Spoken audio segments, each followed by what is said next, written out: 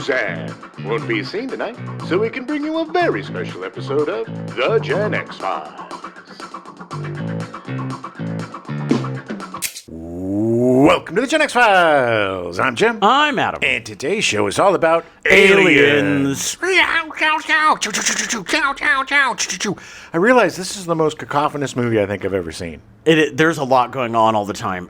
Sort of. But there's a lot that happens. Well, when it's happening, it's happening. Yes, when it happens, it's just everywhere, everything everywhere all at once. It would have been fun to be the sound guy for this because it's just like, oh, I'll take them all. If I remember right, and we'll find out at the end of the episode, but I'm pretty sure he won an Oscar for it. Well, he should have. Yeah. He should have won a lot of Oscars in terms of set design and all that stuff. We'll get to it. But, man, this movie, I know it's not your favorite, but this movie, to me, is such a great action film. This movie, to me, is such a great action film. And I remember seeing it in the theater. I think I told you the story. My football team and I, my football team, because I was the captain. I was Coach Jimbo. I was not the captain. I was not very good, but I was on the team, and we went, I don't know, up to the sticks to play a preseason game against these huge Samoan Indian kids that were at this school out in the middle of nowhere. Weird. Yeah, it was weird. Wait, they were Samoan Indian? Mm-hmm. Weird. Which was weird. It was like this they enclave. All came. They went across the ocean and moved into a small town in California. Why are you doing that? You're already in the most beautiful place ever. Maybe that's why they were so pissed. Samoans like to travel. They like to re-immigrate places. So, anywho, maybe that's why they were so mad. It was just weird, but yeah. But these kids were like 30. They were so huge, man. They were like, they just threw us around like we were little tiny repeating 12th grade for the 14th time. Oh my God. We were so beat up and jacked up after that game. So bad. I had told you the story that Laser Tag Larry, great football player, he took out my knee in practice. Oh, once. yeah. So I already had kind of a trick knee. And man, these kids, these Samoan kids, were just out for blood. And one of them totally clipped me in the knee on purpose. And you know, I had 2 hip pointers, which are these bruises on your hip bones that make you walk like Fred Sanford. And so I was just playing in such pain, and we got so beat to shit. And I think the score was like 1,000-3 or something. Nice. In their favor. And so we were just so effed up, and we're like, we gotta do something because we're staying the night in this know-nothing town. Yeah. So we went out fishing and got somebody to get us some beer. Nice. And we went and chugged a bunch of beers and went to see Aliens, and it was great, man. I mean, it was great, too, because you're with a bunch of your buddies. Yeah. And it definitely communal experience, yeah. And I was thinking about something you said yesterday, and it totally made sense. One of the reasons why this isn't one of your favorite films is because you're not big on the military. Yeah, it's like the mafia for me. The military thing has never been appealing to me. Right. And it's not. I mean, don't get me wrong. I like this movie, and it's a good movie. Yeah. I don't think that it's one of the best action movies, and I don't think it's even one of Cameron's best action movies. Wow. But you know, that's also because I didn't watch it a lot when I was young. Well, I think the thing about the Marines that makes it work for me is that, these tough, macho, get some. They can't do it. It takes this woman who was asleep for 50 years, has no military training. She's basically a minor. Yeah. And she's the one that has to save all their asses. Yeah. No. I agree. It's if it was like a macho, we win, get some, USA. Sure. You know, so that to me, that makes it all worthwhile to me. The thing about the Alien franchise that makes it probably the most interesting franchise to me, more so than Star Wars, Star Trek, as much as I love all those. Yeah. And I'm not saying I like Aliens better than all of them, but I think it's truly the most interesting franchise because every single film is different. Everybody takes a swing, and a big swing. Right. And sometimes it misses. Yeah. But you cannot say that they're resting on their laurels. It's not the Skywalker saga. No. I 100% agree, and that's why I find the Alien franchise to be so fascinating, because it is like taking, and we will talk about this more later with some of the future movies, or more recent movies, but like it does seem like for a while, they were like, let's take inexperienced directors, give them this sci-fi project, and see what they do with it. Really interesting, talented directors. Yes. Oh, the first 4 are all incredible directors. 4 of the best directors. Yeah. Genet, Genet. Genet works a little bit better with his partner. Yeah. And I didn't realize that the 4th movie was written by Joss Whedon. Yes. I had no idea. The 4th movie is really fun, dude. It is really fun. Ron Perlman's so cool in it. Yeah. And I love Ron Perlman. What's her name from Heathers? In Stranger Things, Winona Ryder. Winona Ryder, thank you. Good Lord, I can't believe I forgot my crush. Winona Ryder. Winona Ryder's fun in it. It's weird and fun, and it's what you would expect from a Genet alien movie. Exactly. And it has some of the coolest scenes of the aliens swimming underwater when they have to go under and swim through the base thing. So cool. Yeah. Every one of them, and I know people hate the 3rd one. I have a big soft spot for that. I liked it when it came out. Yeah. I've always liked it. I think I'm a little easier, even more so than any other movie franchise. I think I'm a little softer with the Alien movies. Sure. Because it's not as precious to me as Star Wars. Yeah. And it's not as, I don't know, culturally expansive as Star Trek or... Yeah. It is its own thing.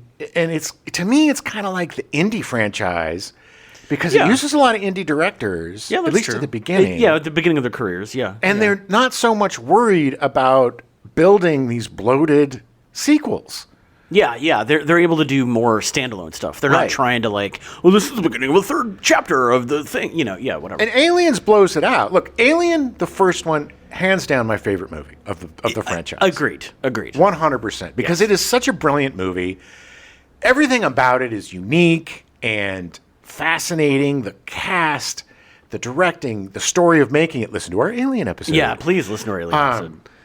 Just everything about it. The fact that you have a strong female lead when that was nobody ever thought of that. There was just so much to it that it surpassed the horror genre and became its own genre. Basically, it literally spawned a sci-fi horror genre. You can't call that Jaws in space. No, you cannot. So, from the beginning, I loved it. And then Aliens, I think, look, Cameron took... You couldn't make Alien again. You couldn't do it again that way. No, of course not. He tried it with the newest Alien. It still worked. The Covenant or whatever was basically the... Yeah, or not Covenant, but whatever the one that just came out. Romulus? Is that the one? Yeah. That was based on the ship and... Yeah. But that wasn't. I mean, he produced it, but he didn't direct it. Right. But I'm saying that's the closest thing we have to. Yeah, to kind of doing it again, and even it was. Romulus was a great movie. Yes. What I was trying to say, I guess, inelegantly, is even when they do kind of retread, they do it in a completely different way. Yeah. Agreed. And even with Prometheus and all of these ancillary films too, the only real garbage, is the AVPs. Oh, yeah. And honestly, the second AVP is not that bad. Yeah. It's a lot more fun. Everyone disagrees with you. Well, you know what? I like the actor that starred in it. He was in Rescue Me. If you look at both those movies as just pure dumb fun, then they're fine. Well, the first one is not even dumb fun. No. The first one is such a cock tease. The first one I have not. I've only seen once. I do not remember anything about it. I remember being bored to tears. Yeah. And some giant monolith that they walked around in. Because it was set during Aztec times or something. Yeah, like something 1400s stupid. or something. And it was PG-13 too. Yeah. You can't do that. It's an alien movie. And they learned the lesson on the second one, making it a hard R. Yeah. That's what made it kind of fun. Plus, it being in kind of a small town. Okay, that is the one in the small town. Yeah. Okay, yeah. I need to watch them again. It's been a long time. I don't think I'll watch the first AVP again. I'm curious only to be a completist. I'm curious about it. Maybe I will. Yeah. But, I don't look at those two movies as part of the Alien franchise. I look at them as... Yeah, I mean, they're fine. They're there. Technically, I guess they're canon, even though I don't know with the Alien franchise what really is canon and what's not. It all kind of fits in, I guess. But that's a part of having it where, nobody is directing the movies twice. Right. Except for Ridley Scott and trying to connect Prometheus and Alien Covenant to Alien. Right. But, But that was definitely an afterthought, and it's just kind of there. It's like this universe exists, and it is what it is. This is when the show came out, and everyone was like, "Well, how does it fit in? Like, what if they do this? What if they do that?" And it's like the creator was just kind of like, "Who cares? Like, it is what it is. Yeah. Like, just watch the show and enjoy it, or don't. Just relax. Yeah. Quit trying to put science into it. Trying to church it up. Figure it out. If it's a good story, and it doesn't matter." Yeah, people are way too. And I'm one of those people. I like chronology. I like history. So like, I like knowing that she wakes up 57 years later, and the fact that they cut out the whole scene with her daughter. I mean, she has this really old daughter who dies of old age because she was asleep for almost 60 years. Yeah. I mean, like, that to me is very interesting. Yes. Well, I think too we forget that James Cameron wasn't James Cameron at this point. No.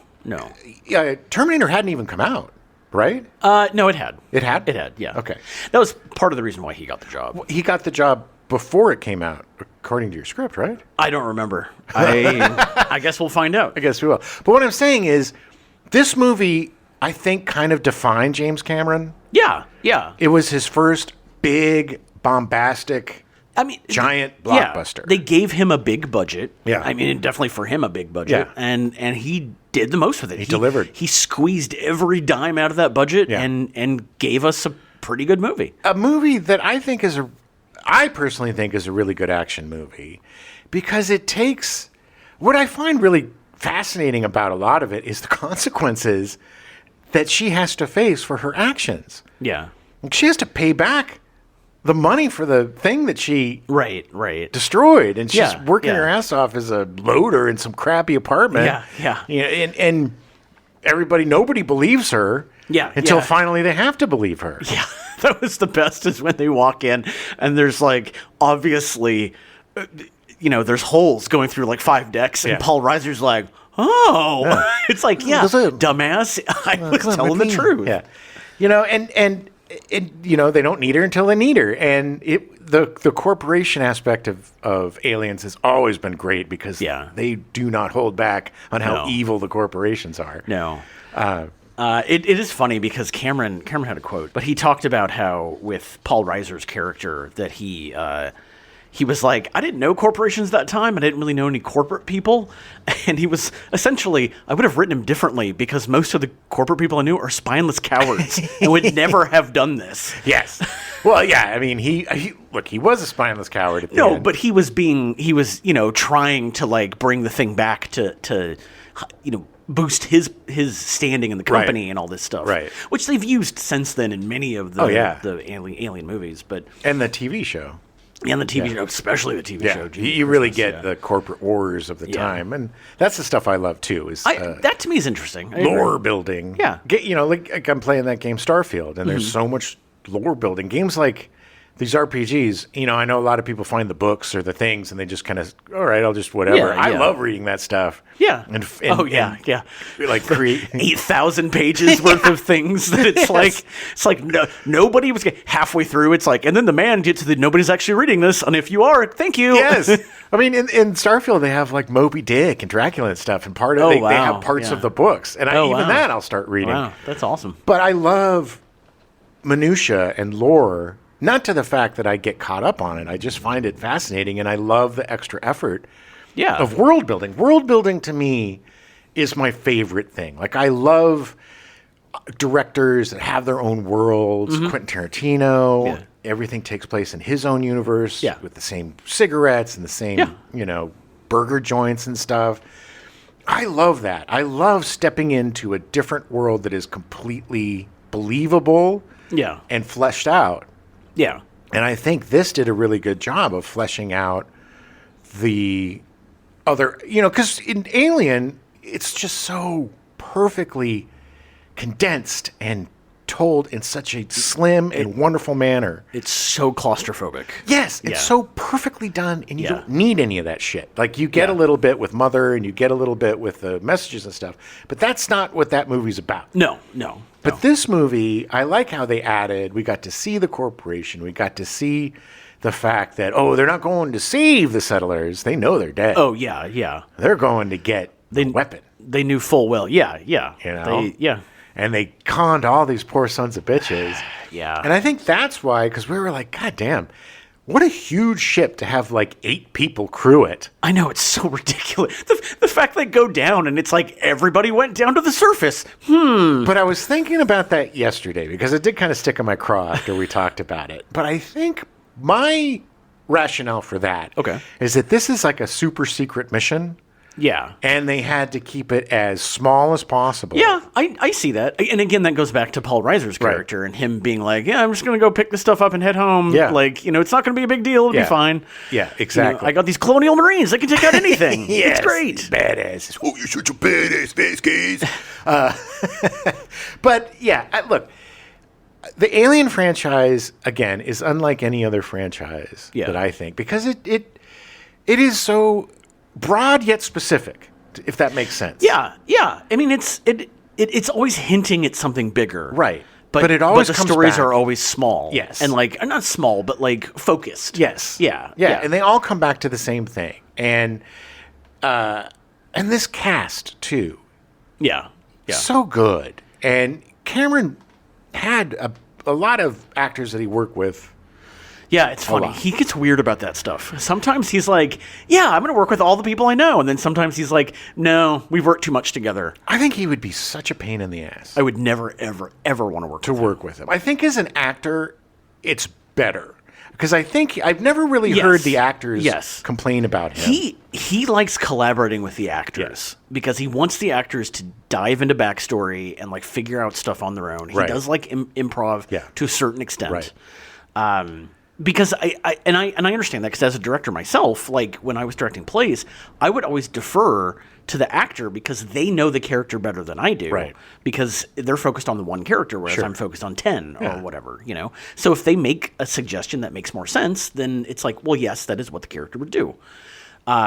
I would shut them down immediately. I know. You are like, no, I am David Mamet, and I don't care what you say or do as long as you walk to the spot you're supposed to and say the words. I'm effing Stanley Kubrick, and we're doing this 1,000 times. Oh, my God. So I have a friend, and I told this story a couple months ago, but I have a friend who worked on The Abyss and absolutely hates James Cameron. Of course. Just hated him. I think he treats the crew as tools.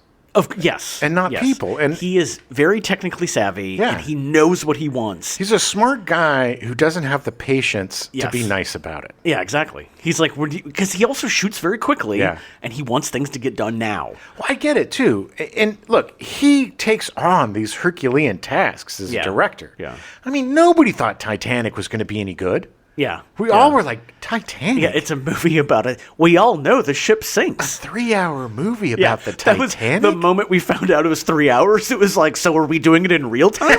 Is it? But he proved us all wrong. Yeah. I saw that movie 3 times in the theaters. An ex-girlfriend of mine used to like doing it to the soundtrack. Ugh.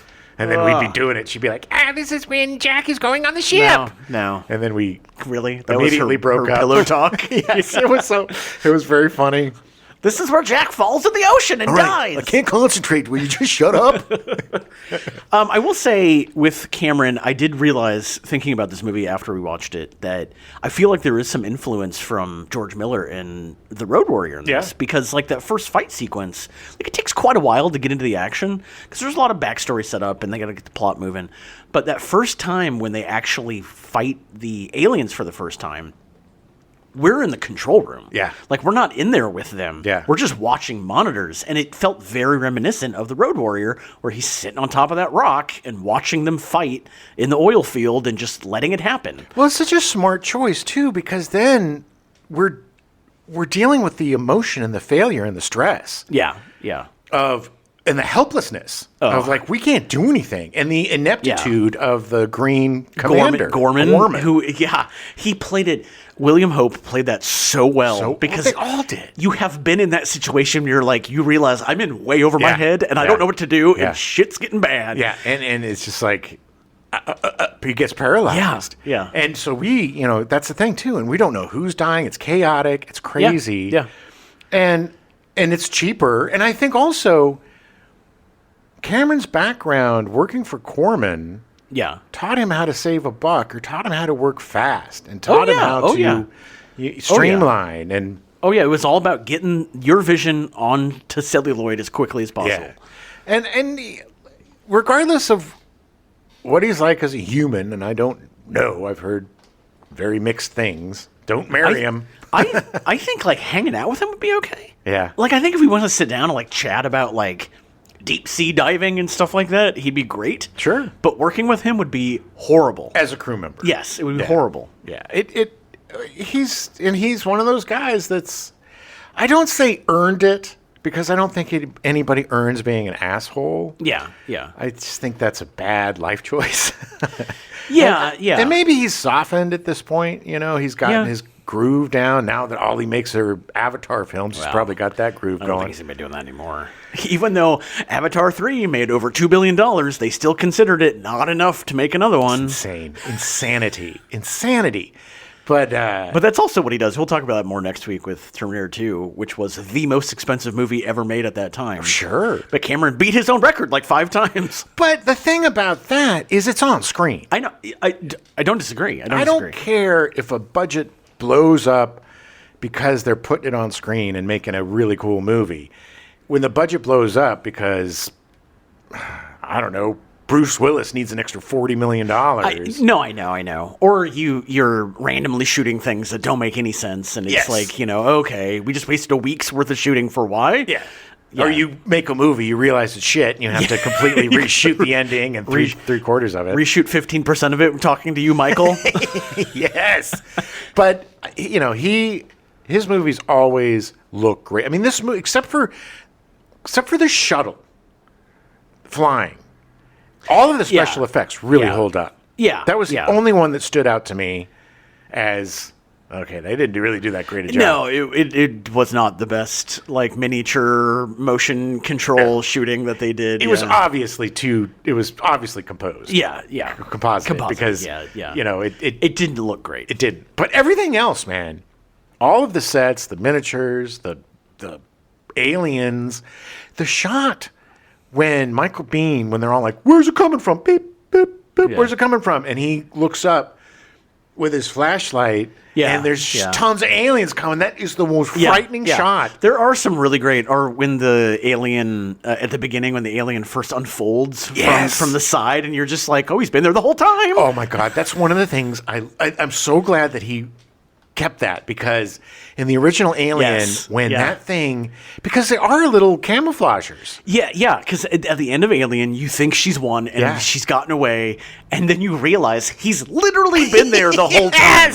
Yes, and then they did that to great effect on this one, where they just all started peeling off the ceiling and the side. Yeah, what's worse than 150? Yeah, and that's the thing, too. You're like, how the F are they going to get through this? How are they going to survive? Yeah. The one alien took out the entire crew, and I know these are Marines and not miners or whatever, but still, it's like you have 50 of these at least. Yeah. I mean, how many settlers or whatever you call colonists were there? But this goes back to some of my complaints about the movie, because the second they realized that they couldn't shoot their guns, they should have all turned around and left and gone back to the car and hung out and waited for them to come out, because they can't shoot the explosive bullets because it's going to blow everything up. It's like, okay, well, you're no longer Marines. You're just guys with guns that don't work. Well, yeah, I mean, they could use non-explosive rounds, but they didn't have very many of those. No, and they had flamethrowers, and it didn't. But at the end of the day, it was like you took away a whole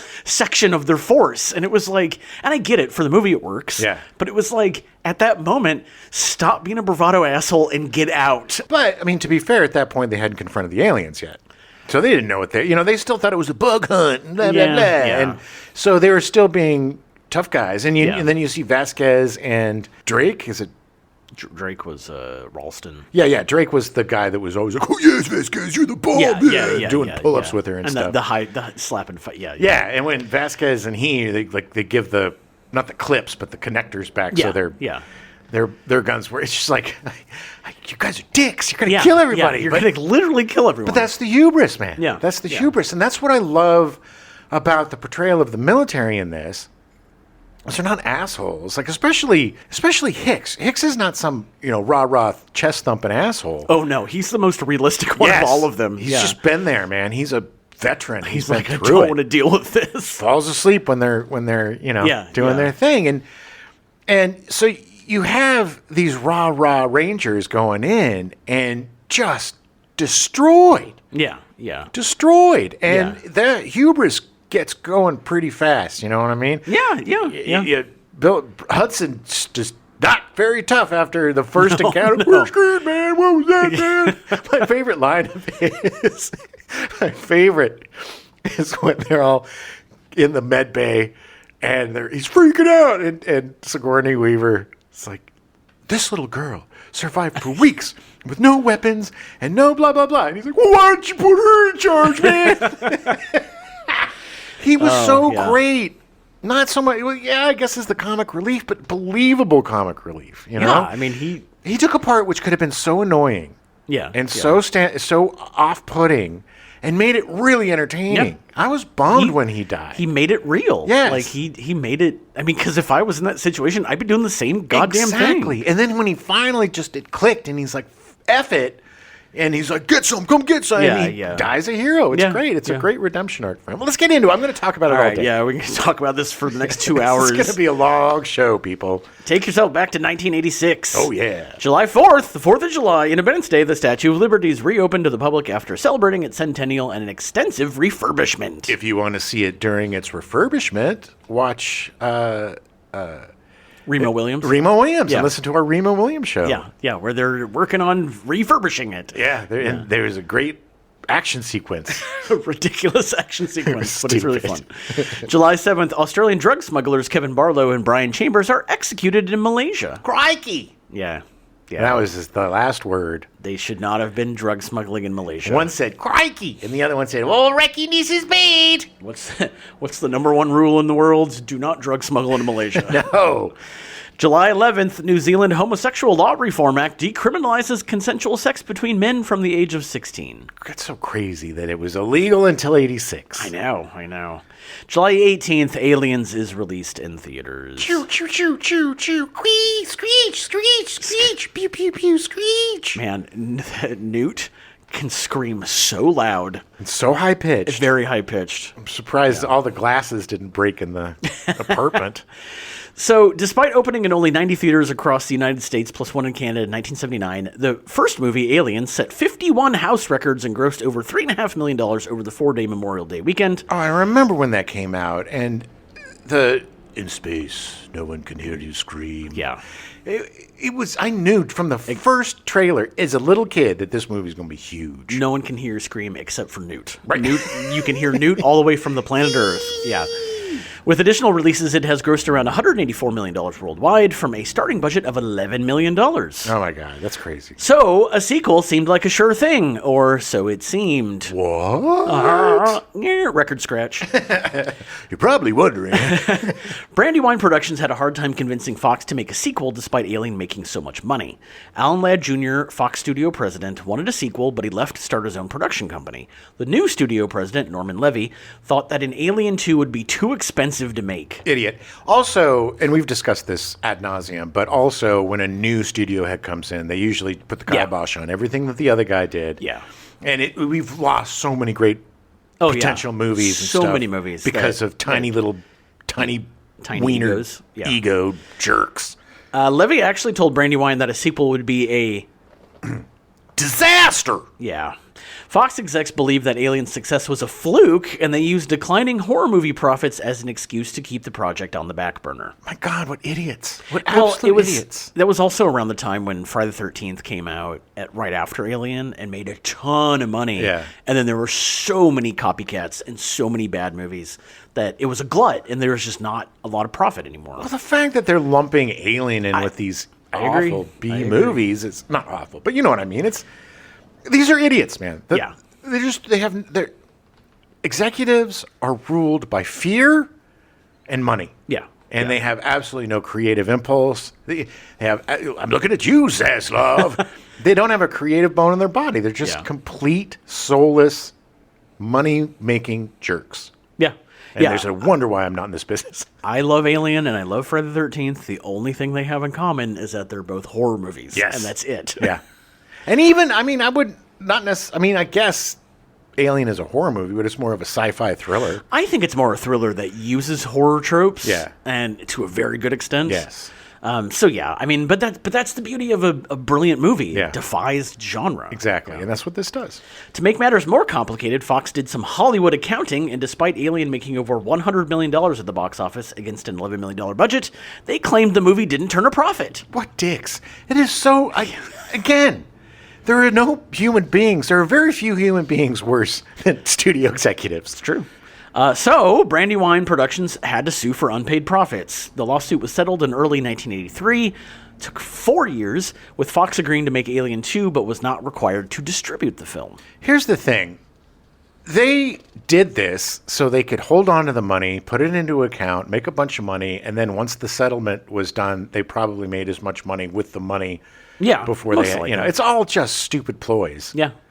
Around that time, Levy left, and the new Fox studio president, Joe Wiesen, wanted a sequel, so he started looking for a scriptwriter. Okay. Wiesen happened upon the in-process script for The Terminator by James Cameron, and coupled with his work with Sylvester Stallone on Rambo: First Blood Part 2, Wiesen asked Cameron to write up a treatment for a sequel to Alien. In November 1983, Cameron submitted a 43-page treatment that he wrote in 3 days based on the suggestion of Ripley and soldiers.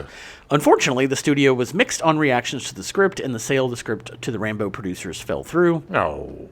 Yeah, they were going to have the Caroloco or Coloco or... No, I think it Carolco? was... No, I don't think it was Carolco. I could be wrong. Or Cannon? I think it might have been Canon, actually, now that you say that. I think it was Canon. But yeah, they were going to sell the script to them, and then they were like, I don't know. And then so it fell through. In July 1984, Wiesen was out, and new studio president Lawrence Gordon was looking for projects he could put into production quickly. So just to keep the scorecard, this is the fourth new president in 5 years at Fox. Yes. With Cameron having a 9-month delay in production for The Terminator due to Schwarzenegger's commitment to Conan the Destroyer, Gordon asked Cannon to work on developing a script for Alien 2. Execs liked the script, but Cameron wanted to direct, which execs were not willing to do. He had not proven himself yet. No, he'd only had one movie so far, only directed Piranha 2: The Spawning, released in 1982 by that point. But when The Terminator was released in 84 and became a surprise hit, surprise, the execs changed their mind. Well, I get it, too, because if the only thing you directed was a Corman flick, it's hard to give a giant budget blockbuster. I agree. It's business-wise, that makes sense. But Cameron is a lucky MFer, man. Everything just fell into place. Yeah. To distance itself from Alien, Cameron changed the name to Aliens. It's clever. Yeah. There's debate on whether or not Cameron did the whole $sign at the end of the Aliens to convince him to use the title, but it makes for a really good story, and it's kind of become Hollywood myth at this point. I really hope he didn't. I hope he didn't either. I don't think he would. Who knows? I mean, back then, maybe. He was a young, hungry dude. Yeah. Cameron turned in a final script to Fox in February 1985, just hours before writer's strike started. Nice. Again, it seems like writer's strike happened every other year in the 80s. Yeah. Cameron turned, I just said that, again to distance the new movie from Alien. He and Gail Ann Hurd, Cameron's girlfriend and movie producer, opted to mix Alien and The Terminator and make an action-heavy movie in the Alien universe. Okay. The first big fight between Cameron and Hurd and Fox was with the budget. Now, note, I said the first big fight. From the script, the accountants said they would need at least $35 million to successfully make the movie. Hurd argued they could do it for $15.5 million. Ooh. Barry Diller, Fox chairman, offered $12 million, and Cameron and Hurd quit the project. This is going to be a very common thing with them. Yes. Gordon, the Fox president, then negotiated with Diller until he relented and agreed to Hurd's numbers. The second big fight came with casting. Cameron wrote the script with Weaver in mind to return, but Weaver asked for more money, so the execs nixed her coming back. Assholes! Yeah. Again, Cameron and Hurd quit the project, running off to get married and go on their honeymoon. We're out of here. By the time they returned, a deal for Weaver to return still hadn't been made. Cameron decided to call up his friend Arnold Schwarzenegger and told him that because of the difficulties in getting Weaver on the movie, he was going to write her out of the film. Schwarzenegger told his agent, which Cameron knew he would do, who then told his colleague that repped Weaver, and when Fox heard the rumor, a deal was made in almost no time. Hold on one second. Let me give Amiga a call. I mean, she does... I mean, and again, this is also Cameron brilliance because he understood that Hollywood's raw on fear. So if they just threatened to have her not in the movie at all, there was going to be a deal made. Well, he knew how to play the game. Yeah. He didn't have the cachet to do this, and he knew Arnold did. Arnold just came off a huge hit. Yeah. Everybody wants to work with him. So he was super smart. It's the thing about Cameron. The reason why he's so successful is because he understands all of the aspects of the business. Yes. Yeah. And to be a creative and a technical and a businessman, that is the triumvirate, man. That is an insane. Very few people have that acumen. Very few people have those skills, and that's why he has been at the top. Yeah, that's why he has 3 of the highest grossing movies of all time. Yes. Yes. So they brought back Sigourney Weaver as Ellen Ripley. Having just come off the huge blockbuster hit that was Ghostbusters, Weaver managed to secure a $1 million salary for Aliens, giving her the highest payday of her career. She deserved more, but I agree. But that's like 1/14 of the budget. That's pretty good. Yeah. She also received a percentage of the film's gross. Good for her. Yeah. That's good business acumen. So she probably got a below the line, and then Fox was like, "Hey, didn't never any money. Probably. Not going to get none." Surprise. After Weaver read Cameron's script, she had a few notes, most of which were about how she felt Ripley would respond to her situations, which Cameron was happy to accommodate. Nice. Again, this goes back to where I think Cameron really likes working with actors and collaborating with them. Well, I think he's less precious about the actors and the story than he is about the way he tells the story. Yeah. Cameron praised her for never taking issue with the direction he wanted to take with the story, even with the points they couldn't agree on. One of them was the amount of gun violence. Weaver had initially focused on the script's dialogue rather than stage directions, so when she arrived on set, she told Cameron that as an advocate for gun control, she was uncomfortable with all the shooting. Ew, what a puss. Good for her. Cameron felt that this was perfect for Ripley, who was equally reluctant to use a gun unless forced to, and told Weaver to bring that attitude to her performance. And she did, and it was great. It's brilliant direction. Yes. Brilliant direction. He also took her to a gun range to try and fire an automatic gun, which she had to admit she enjoyed. Everybody does.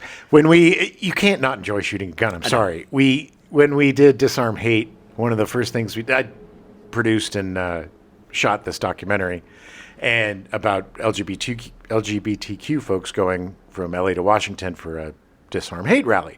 And one of the first things we did was take them all to a gun range and have them shoot. And they were all, before the range, they're like, "Oh, God, snow, blah, blah." And then, man, boo, after a few shots, they're like, "We don't want to leave." Look, I am very much an advocate for gun control, but I have gone shooting once. Well, a couple times. And it's fun. Yeah. I mean, it's super fun. Hey, I grew up, I learned to shoot a gun before I could throw a football. My stepdad was a gun nut to the point where we would go to the shooting range, wait for everybody to leave, dig up all the slugs. Oh, yeah. Melt those down, and then make our own bullets. Oh, yeah. We'd resize the smart, shells, man. put Ammo's in the primers. Expensive. Oh, yeah. I mean, I spent hours and hours and hours making ammo. Wow. I could totally, if I had the right equipment, I could make ammo till the days come. Wow. Till the cows come home? Till the days come to cow. Till the days come cow. The $1 million she was paid for Aliens was 30 times what she was paid for Alien. Ooh. So a lot. Yes. For Alien 3, she was paid $5.5 million. And for Alien Resurrection, she was paid $11 million. Yeah. Well, there's no Alien movie without Ripley. Yeah. She would also receive co-producer credit for the latter 2 movies. So that was guaranteed box office points. Oh, yeah. She deserved it, man. No, she does. She is brilliant in these movies, and the movies work because of her. Ripley, I would say, is probably top 10 most iconic characters in film. Yeah, I'd agree. You know, half of them are in Star Wars, then there's Indiana Jones, and then Ripley. Yeah. And Rocky, I guess, whatever. Weaver's mother, Elizabeth Inglis, actually made a cameo as Ripley's elderly daughter. Oh, wow. Which, unfortunately, was cut from the theatrical version. There's also a director's cut available on HBO Max at the time. I believe through the end of this month. Yeah. Through the end of May of 2026. If you can catch it, it is supposedly Cameron's preferred version. Yeah. Because it includes the stuff where she realizes that her daughter, because she's been asleep for 57 years, that her daughter is now like in her 70s and she's old. And then there was a whole bit with Newt and their family finding the ship that was from the first Alien movie. Right. And then, them coming back and like there's more. There's about 17 to 20 minutes worth of Yeah, stuff. I've seen it. It's it's cool to watch the extra stuff, but we figured for the show, we should watch the original, the one that came out. The one that was in the theater. Yeah. It made more sense. The Gen X version. Yeah. Weaver will be seeing the upcoming The Mandalorian Grogu feature film, which will come out on May the 22nd, which is next week. will be the day of our Terminator 2 show. Yeah. Yeah. She will also be seen in the new TV show Tomb Raider, developed by Phoebe Waller-Bridge and starring Sophie Turner as the title character. I'm really looking forward to that. I think Sophie Turner was an amazing choice. Yeah. I think it's going to be fun. And Phoebe Waller-Bridge is very talented. She is so talented. I am very excited about that. Michael Biehn. Cool name, too. Yeah. Michael Biehn was cast as Dwayne Hicks, a corporal in the Colonial Marines. Biehn got to Hollywood via Alabama, then Nebraska, then Arizona. He started his career with an early uncredited role in Grease, famously being punched by John Travolta as they play basketball. I don't know how to play basketball. Oh, Sandy. He mostly worked on TV, but did get a lead role in the feature film The Fan in 1981, opposite Lauren Bacall. Yeah, where I think he plays an obsessed fan. Yeah, I would assume. Of Lauren. Because it's called The Fan. Yeah. Yeah. There's another movie called The Fan. With Robert De Niro. Yeah, and Wesley Snipes. With the Snipes. Biehn gained prominence by playing Kyle Reese in The Terminator in 1984, his first time working with James Cameron. He won't stop. He's gonna just keep coming. Nothing you can do can stop him. He was initially reluctant to appear in an Arnold Schwarzenegger film, as he'd hoped to be acting opposite De Niro or Pacino. Yeah, well, that never happened. No, it did not. Sorry. Yeah, I know. That same year, he did a 3-episode guest stint on Hill Street Blues. Which didn't matter. He was just a figment of a kid's imagination. Yeah. No, that's St. Elsewhere. Oh, well, okay. Well, they're all connected back. St. Elsewhere was all in the mind of an autistic boy. You can theoretically connect everything back to St. Elsewhere through 6 degrees of separation, so it's all part of his autistic dream. Nice. We are part of his autistic dream. Yes, we are. This whole show. The show is, yeah. Yeah, it's canon. Biehn had campaigned to play Corporal Hicks in Aliens, but Cameron was determined to work with different actors in his young directing career. I get that. You don't want to... It's hard. Because the thing is, I think you get comfortable and you want to kind of mix it up and you want to meet new people. Yeah, you got to keep expanding your network, for sure. So this led to James Remar being cast as Hicks.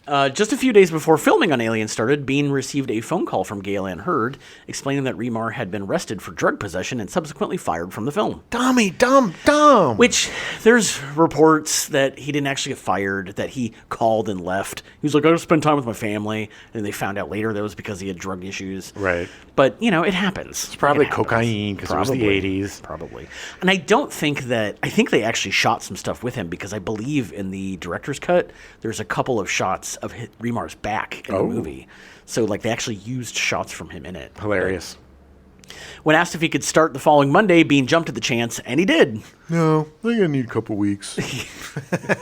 The crew realized that Biehn was a better choice to play Hicks anyway, with Weaver saying that Biehn brought... a sensitivity to the role of Hicks, an alpha male who had no problem following a woman's lead.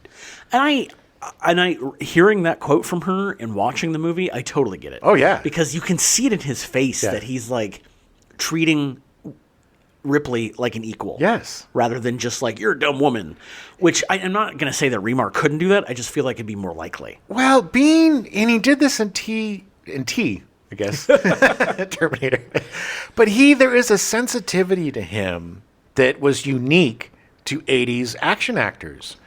Yeah. Big shoot guns, feelings later or never. Yeah. But the way he looked at Ripley and the way he listened to Ripley, he understood that she had a knowledge that none of these effers did. Yeah. And, why peacock and puff up when we need to survive? Yeah, we want to live. Yeah. So let's listen to what she has to say. And he did. And he was very quiet. It was a very quiet, subtle performance with little things that, like him sleeping on the way down to the landing spot, that gave his character so much more depth. Yeah. I think. Was that Biehn that was sleeping on the way down? Yeah. Somebody wake up Hicks! Oh, that's right. Yeah. Because he'd been there, done that. Yeah. And, and that's the thing is he had survived. Yes. He had, whatever the hell happened before this movie, he had made it through. Because he took a second before he reacted. Right. He was a thinking man soldier. Right. Biehn would work with Cameron again in The Abyss, released in 1989. I forgot he was in that. Yeah. I haven't seen that movie in a very long time. Yeah, me too. Long time. It's kind of boring. Yeah. I mean, the part when the alien comes out is really cool. Yeah. The big old water water wiener. Water. The studio tried to get him a Best Supporting Actor nom for the movie, but it didn't pan out. Hey, look, I get it. He did a really good job. Just because it's in a sci-fi action movie doesn't mean it wasn't a poignant performance. This was for The Abyss. Oh. The Best Supporting Actor for The Abyss. I thought he could get Best Supporting for Terminator. I think he probably could have, but, I don't remember him in The Abyss. All I remember is a water wiener? Mary Mastriantonio or whatever her name is. Mastrilanio gonna go? Like drowning or something, and they had to bring her back to life. I honestly don't remember that movie at all. They were trying to create breathing through water. The breathing thing, yeah, that's right, because she was dying. And then apparatus so they could go deeper. Right. So, to the abyss. Yes. In 1992, Biehn was told that he was wanted for the Alien sequel, Alien 3. The script was written by William Gibson of Neuromancer fame. Nice. Had Hicks as the lead, taking over Ripley. Oh, wow. Of course, Biehn said yes and signed on to the movie. I mean, who wouldn't, you're getting a lead role. Yes. Who the hell wouldn't do that? Finally, because he really hasn't had a lead role. No. He's always playing second banana to a lady. Yeah. After many rewrites, the final script from Walter Hill and David Giler had Bihn's character killed in the opening scene. So brilliant. After reading the script, Biehn was furious. Oh, I do not blame him for that. I do not blame him for that, because if you were told that you're going to frontline this action movie franchise that makes millions, it's like, this is life-changing for him. Yeah. This is career-changing for him. And then to find out that you're unceremoniously killed off at the beginning. He demanded almost the same salary he received in Aliens for his one scene, and I believe the one scene was actually reused from Aliens, so I don't think he technically worked on Alien 3 at all. I think they cut it, because I don't remember him. He's killed off screen. I think it's literally just a shot of him and Newt in the sleeper pods, yeah, and that's it. That's all I remember. But he got paid the exact same amount he did for Aliens for them to use his likeness. Yeah, they acquiesced because they needed to cover it somehow. Johnny Ringo. Yeah. Biehn played Johnny Ringo in Tombstone in 1993. He was great in that. It was such a good movie. Hey, Lunger. Hey, come on, Lunger. Bihn's last big-budget action movie was The Rock, but his screen time and billing had been greatly diminished. After this, he was never in another big-budget Hollywood film again. I wonder why. I've seen interviews of him recently. Yeah. And he seems like a good dude. I think he had some issues. He's still working and stuff. I don't know. I think he's just unlucky. I think we went through this too with the Terminator script, because we were thinking, alcohol or blah, blah, blah. But I don't think there was any of that. I think it was just probably bad agents, bad managers. Exactly. The role of Quaritch in the first Avatar was actually written for Biehn, but when Cameron cast Sigourney Weaver in it, he didn't want it to be an Aliens reunion and hired Stephen Lang for the part. Well, that's kind of a dick move too. It just seems like poor... I think he's just super unlucky. Hey, Michael Biehn, man. I mean, the luckiest unlucky guy there is. Yeah. Because he was in several amazing movies. Right. But then now it's just, I think he recently directed something with his wife. There might have been something more recent. He directed some stuff in 2011. But it's been a while. Yeah. He had 2 movies he directed released in 2011, Blood Bond, which he also starred in, but in post-production, a producer reshot scenes and overdubbed Bihn's voice. Oh, no! Which led Biehn to distancing himself from the film. Well, wouldn't you? Yeah, he literally considers it not, that he didn't direct it at all. Wow. He calls the first movie he directed, The Victim, which came out later that year, a grindhouse film, which he also wrote and starred in and shot over 2 weeks in Topanga Canyon. Nice. It was very indie budget, very indie thing, and got really terrible reviews. I think he paid for it himself. Yeah, it was lost his house or something. Yeah, that wouldn't surprise me. I don't want to speak out of turn. I'm not sure. Most recently, Biehn returned to the Alien Predator franchise by voicing a character in Predator: Killer of Killers in 2025. Very cool. Yeah. Paul Reiser was cast as Carter J. Burke, a Weyland-Yutani Corporation representative. Oh my God, he looks so young. He is. He's so young. He looks like he's 14 years old in this. He does. He really does. Reiser actually majored in music in college, focusing on the piano and composition. Somehow that doesn't surprise me. Makes his role in Whiplash more interesting. Yeah. That he's the dad of a very good drummer. During summer breaks, he started doing stand-up at clubs in New York City and discovered his love of comedy. Reiser made his acting debut in Barry Levinson's Diner in 1981. That movie, I talk about it all the time. Yeah. Part of the Bagel trilogy of Barry Levinson. But that movie, man, is so good. And it started out the careers of many of him, Mickey Rourke. Kevin Bacon. A lot of very young, hungry. Yeah. Yeah. The dude from... Well, technically Kevin Bacon was in Friday the 13th. Oh, well, yes. A very established star. So you know that he was very famous after that movie. We're going to cover Diner at some point. It is such a great... It's one of my favorite... It's my favorite Barry Levinson movie. I honestly don't think I've ever seen it. It's a really great coming-of-age flick. Yeah. And I think... That's the key. You get a bunch of young and hungry actors. It's such his a good movie. Character in Diner was a closet stand-up, and he gained national prominence from the movie. Reiser would follow it up with an appearance in Beverly Hills Cop in 1984. That's not my office. He reprised the role in Beverly Hills Cop 2 in 87, and Beverly Hills Cop Axel F in 2024. Nice. Yeah, such a good movie.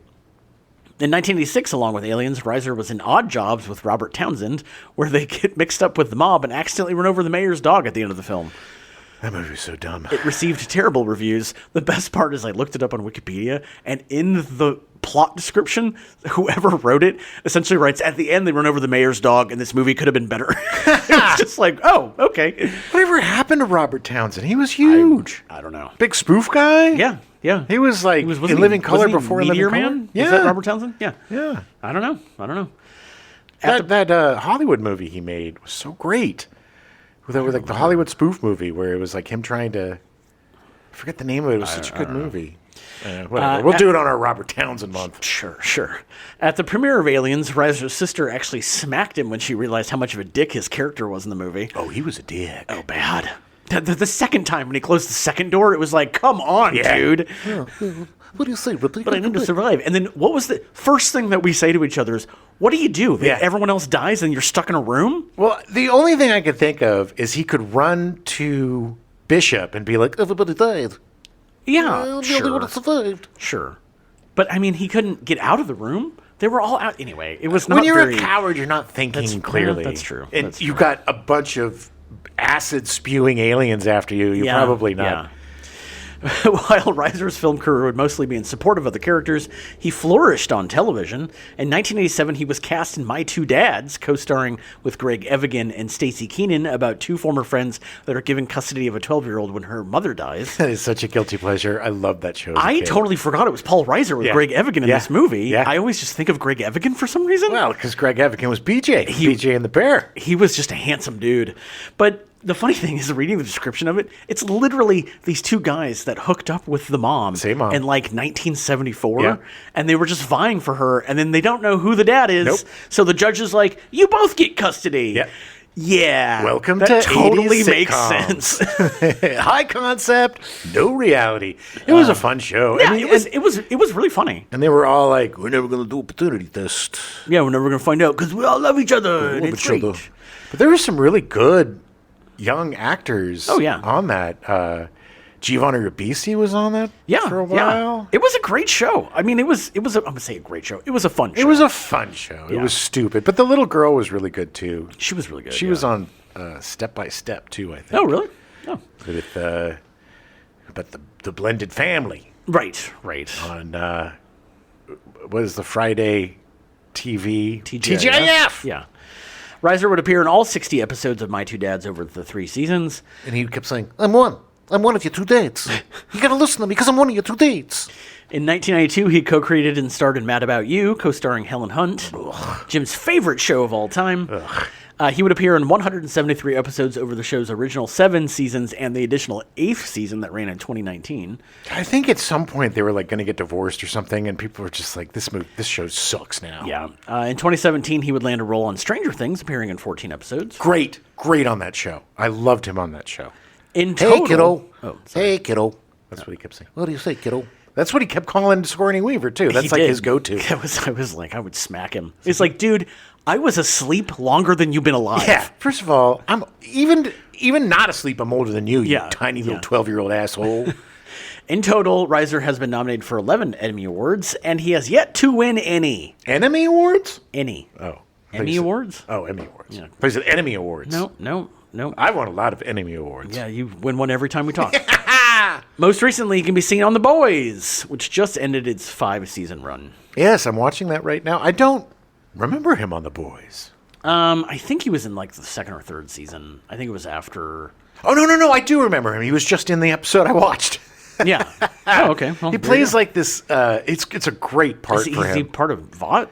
He used to be. He's like this old guy, and he's like, yeah, I used to bang. He's the guy that's like, me and Lena Horne banged in the in a tour bus. Or he's like, me and actually, no, that's starting to sound more familiar for the boys of Paul Reiser. He's a really funny, wormy character, but I can't believe I forgot. I just watched him in an episode. Lance Henriksen was cast as Bishop, an android aboard the Sulaco. Henriksen had a horrible childhood in Manhattan. Oh my God! When I read this, it is. Oh, and I did not even include everything. He had a father that spent most of his time at sea and a mother that struggled to find work. After his parents divorced at the age of 2, his mother eventually forced him out of the house at either 7 or 12. Reports are conflicting with his birth certificate, so he'd always remember who he was. Could you imagine kicking a 7-year-old child out of your house? Literally handing them a piece of paper and going, "This is you, bye." Well, this was like 1896, though, so it was like very different times. 1896. He's not 100,000 years old. He looks it. He had 2 uncles that tried to get him to take meth and participate in a fake car accident to commit insurance fraud. Hey, come on, Lance, just smoke this meth. It'll make it easier for you to do insurance fraud with us. Come on, be a pal.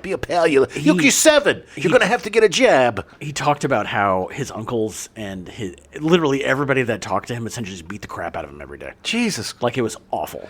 Awful. That type of existence, man, you get so helpless and hopeless because it's just everything is the fact that he could go on to have a career and from everything I've heard, a lovely man. He ended up in foster care and got into a lot of trouble as a child. He dropped out of school after 1st grade and was illiterate until he was 30. Jesus, I'm out of here. This is stupid. 30. I can't. The fact that he was able to teach himself to read, he's a smart dude. After a long while of working on ships in Europe, Henriksen started designing sets for a theater company. Shortly after, they asked him to act in a show on a set he designed. He taught himself how to read and then memorized the entire play. That is an autodidact right there, man. He was so determined to do so well in that play that he was like, I have to know everybody's lines. Well, I used to do that when I was a kid. It would drive people crazy because I would memorize the entire play and they'd be like, no, that's not your line. Your line is bleepity bleepity bleepity bloop. Or I would just do the whole play, and I was the most precocious little asshole. You didn't want to do community theater with a little jerk like me. He made his feature film debut in the 1972 film It Ain't Easy. It was like a weird little indie movie. It ain't, though. No. He auditioned for the role of Leon Shermer in Dog Day Afternoon, but the part would go to Chris Sarandon, and Henriksen would play the FBI agent that kills John Cazale.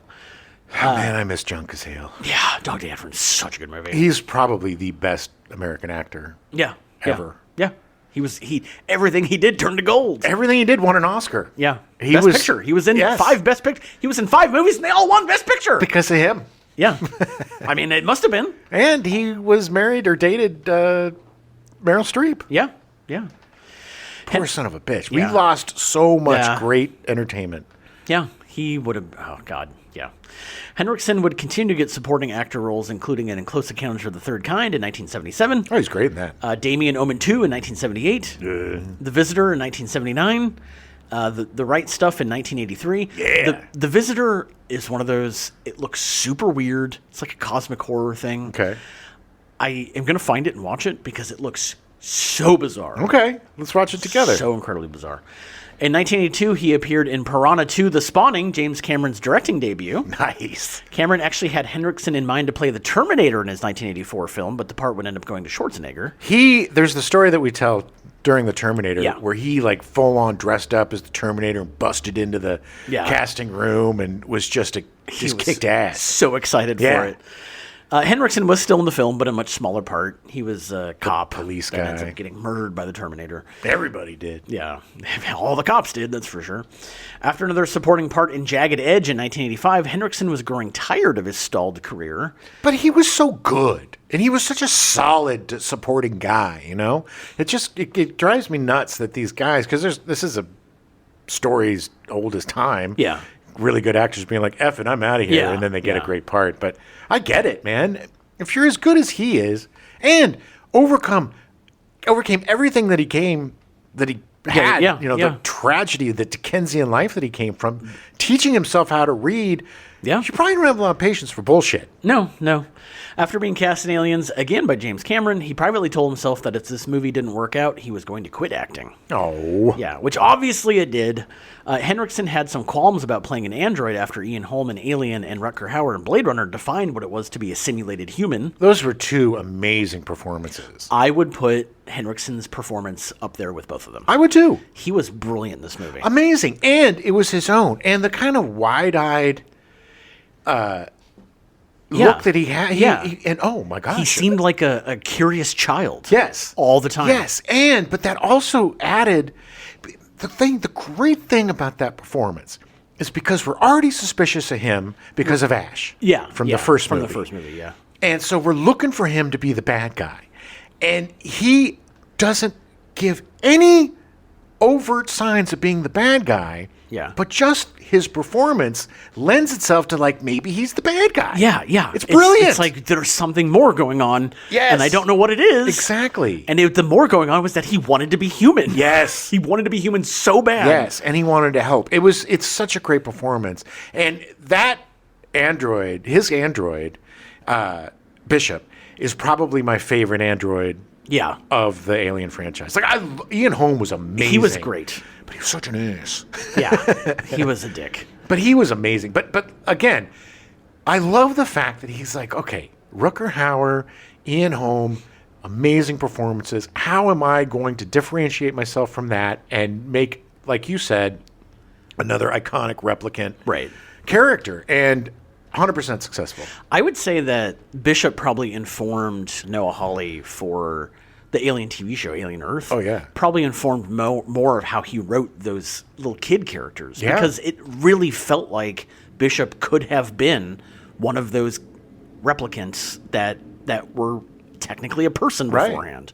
Like, still being a kid and, like, finding out what was going on. Like, he was so brilliant in this movie. Well, and also I think that Noah Hawley, for Timothy Oliphant's character, kind of took a bit of Bishop and a bit of Ash. Oh, yeah.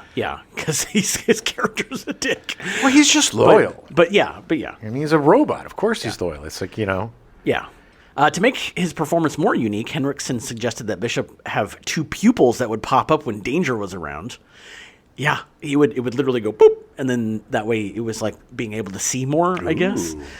He had some made and actually used them for a take, but after Cameron reviewed the dailies, he decided that Bishop looked even scarier than the aliens, so they cut it out entirely. Nice. Yeah. He didn't need it. He didn't need gimmicks at all. That's the thing. He was concerned, about being able to perform as well, and it definitely led to his performance being very iconic and very unique. Amazing. Yeah. And you feel horrible when he gets ripped in half. Oh my God, that is so. Just that it's suddenly the tail comes through, and poor Ripley is just like no, like trying to like pull him off, and then they cut away, and it's like whoop, and he's in half, and it was like, oh my God, that was so messed up. And that scene where he has to go guide the ship in, and he has to get sealed into that tiny little tunnel. Oh my God, my nuts go right up into my throat. Yeah, thinking of having to crawl like that, Shawshank. Having to crawl through a tiny little pipe, I'd be like, I'm dead. You can kill me. I can't do it. I'm going to stay in prison forever. Yes. I'll do whatever the warden says. I know I spent 20 years getting there, but not going through that thing. No way. Especially with poop. Henriksen would voice Bishop in Alien 3, as well as play who is supposed to be Bishop's designer in the end scene of the film. Yes. He doesn't have a name. They credit him in there's a novel or something that calls him something Wayland, like Michael Wayland or something. Mm-hmm. But and honestly, to be honest, I don't remember the end of Alien 3, so like I don't remember him being in it. Yeah, the corporate ship comes. Right. And then he's there. He's there, and he's like, oh, what's going on? And then Ripley kills herself. Right. Supposedly. I mean, she does. They cloned her for 4. Yeah, that's true. He would play Charles Bishop Wayland, the man who Bishop is based on, in Alien vs. Predator in 2004. Ugh. With this appearance, he and Bill Paxton are the only actors to be killed on screen by a Terminator, an Alien, and a Predator. Rad. So everyone always thinks it's just Bill Paxton. It is not. No. Lance Henriksen has been killed by all 3 as well. Yeah, come on, people. Give him his due diligence. Yeah. In 1996, Henriksen would be cast in Millennium from Chris Carter, the creator of The X-Files. I 100% forgot that show existed. So did I. And I don't think I ever watched it. I did. I loved it because he was so good in it, but I can't tell you what it's about. No. It was weird. I remember being weird. He's like a seer or something? Yeah, or? he has some kind of psychic thing or something, and the end of the world's coming. Something like that. It was something about the end of the world in the millennium. Yeah. I don't know. He would appear in 67 episodes over 3 seasons, with the final appearance as his character on an episode of The X-Files in 1999. I think they had crossovers too, but I remember really enjoying the show. Yeah, I love Lance Henriksen. The X-Files, I believe the X-Files episode was to tie up the end, because I think people were very unsatisfied with how the show ended. Well, I think it was unceremoniously canceled. Like Probably. But Chris Carter was like, all right, we're going to do this thing. And so anyway, maybe the show Gunman didn't get a wrap-up show. No, it did not. Although they did predict 9/11. They did. In total, Henriksen has appeared in 268 projects and has a movie coming out soon called Awaken the Reaper at the age of 86. Still going, man. That guy is a juggernaut and such a great actor. And I did not know about his backstory. Oh, my God. So messed up. How horrifying it must have been. I didn't know that he wasn't acting until after 30. Yeah. Like, that's amazing to be older and then being like, yep, I have a career now. A career that spans 50 years almost. Yeah. It's crazy. Carrie Henn was cast as Rebecca Newt Jordan, the young girl on the colony of LV-426. They mostly come out at night. Mostly. Henn's father was in the U.S. Air Force, so while she was born in America, she spent most of her childhood in England. She has stupid English. She has a slight British accent on some words that you can hear sometimes in the movie. Affirmative. I thought she was British and that she was trying to do an American accent when we were watching the movie, because I definitely heard some Britishisms come out in her way she pronounced things. I just thought she talked weird. She was I watched too much British TV to not. She was 10 when she auditioned for Aliens. She had 0 acting experience before being cast. Well, most 10-year-olds do. Well, despite this, Cameron liked her and said she had a great face and expressive eyes. Yeah. Henn found it hard to act afraid of the aliens since she was fond of the actors in the suits and imagined a dog was chasing her. Okay, there's a dog chasing me. Yeah, I just love the fact that they were so concerned she was going to be scared that they became friends with her. Yes. And then she was like, well, it's just Jim in a suit. Yeah. I don't know. Have you tried acting? Other cast members spent time with Henn between scenes, including Weaver and Paxton, who would color or craft things with her. It must have been fun. Bill Paxton sounds like such an amazing human being. Oh, yeah. You know what? I'm going to make sure this kid's cool. Yeah. We're just going to hang out. We're going to have fun. Sigourney, too. I mean, she's the star of the movie. And for her, but she knew that she had to create this bond with Carrie for it to work. And I think that it's so believable. Her character, Newt, it's a big stretch, man, to have a little kid that's alone for a month or whatever. Right. And then she could have just been this traumatized whatever, but her little character with affirmative and just trying to kind of get along to go along. Well, and the fact that at the beginning she was very kind of catatonic and whatever, and she grew as the movie went. She comes out of her shell. Brilliant performance. Yeah. And there's there might be a little girl under here when she's cleaning her face and telling her stories and you can really see Ripley missing her daughter. Kind of making this her surrogate daughter because the way of course mama bears it and completely will not let her go completely. But she really creates a bond with her that's believable. And the little kid, look, so many times when they put a kid in an adult project, it's a speed bump or it sucks. Yeah. And this little kid added so much to this movie. So brilliant that when Sigourney Weaver's messing with the doll, and she's like, "Do you think that the doll gets scared or whatever?" And then Carrie Newt is just like, "It's made of plastic. It's a doll." The doll is made of plastic, so no. It's like, you don't "All right, bitch. Don't have to treat me like I'm a child. I just lived alone for a month. I just fought off aliens for 30 days, lady."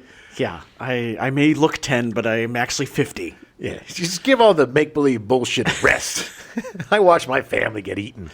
Paxton would apologize to Henn in between takes every time he had to swear in front of her. Henn said that she didn't really care about the cursing. Of course, kids love it. I mean, her dad was in the Air Force. I'm sure she probably heard a lot of cursing. Kids love it when people curse. Yeah.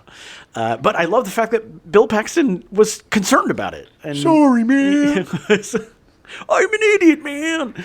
A cast was made of Henn's upper body and her stunt double's legs to construct a lightweight dummy for Weaver to hold on to when carrying a gun. They did a really good job with that. Henn's weight plus a gun would have been too heavy for Weaver to carry through multiple takes. Yeah, that's a lot. Yeah, because those guns, even though they're replicas, still weighed 60 to 70 pounds. And she's got a gun and a flamethrower taped together. Yeah. When filming the scene in the duct, Henn kept deliberately blowing her scene so she could slide down the vent, which she later called a slide 3 stories tall. That's so funny.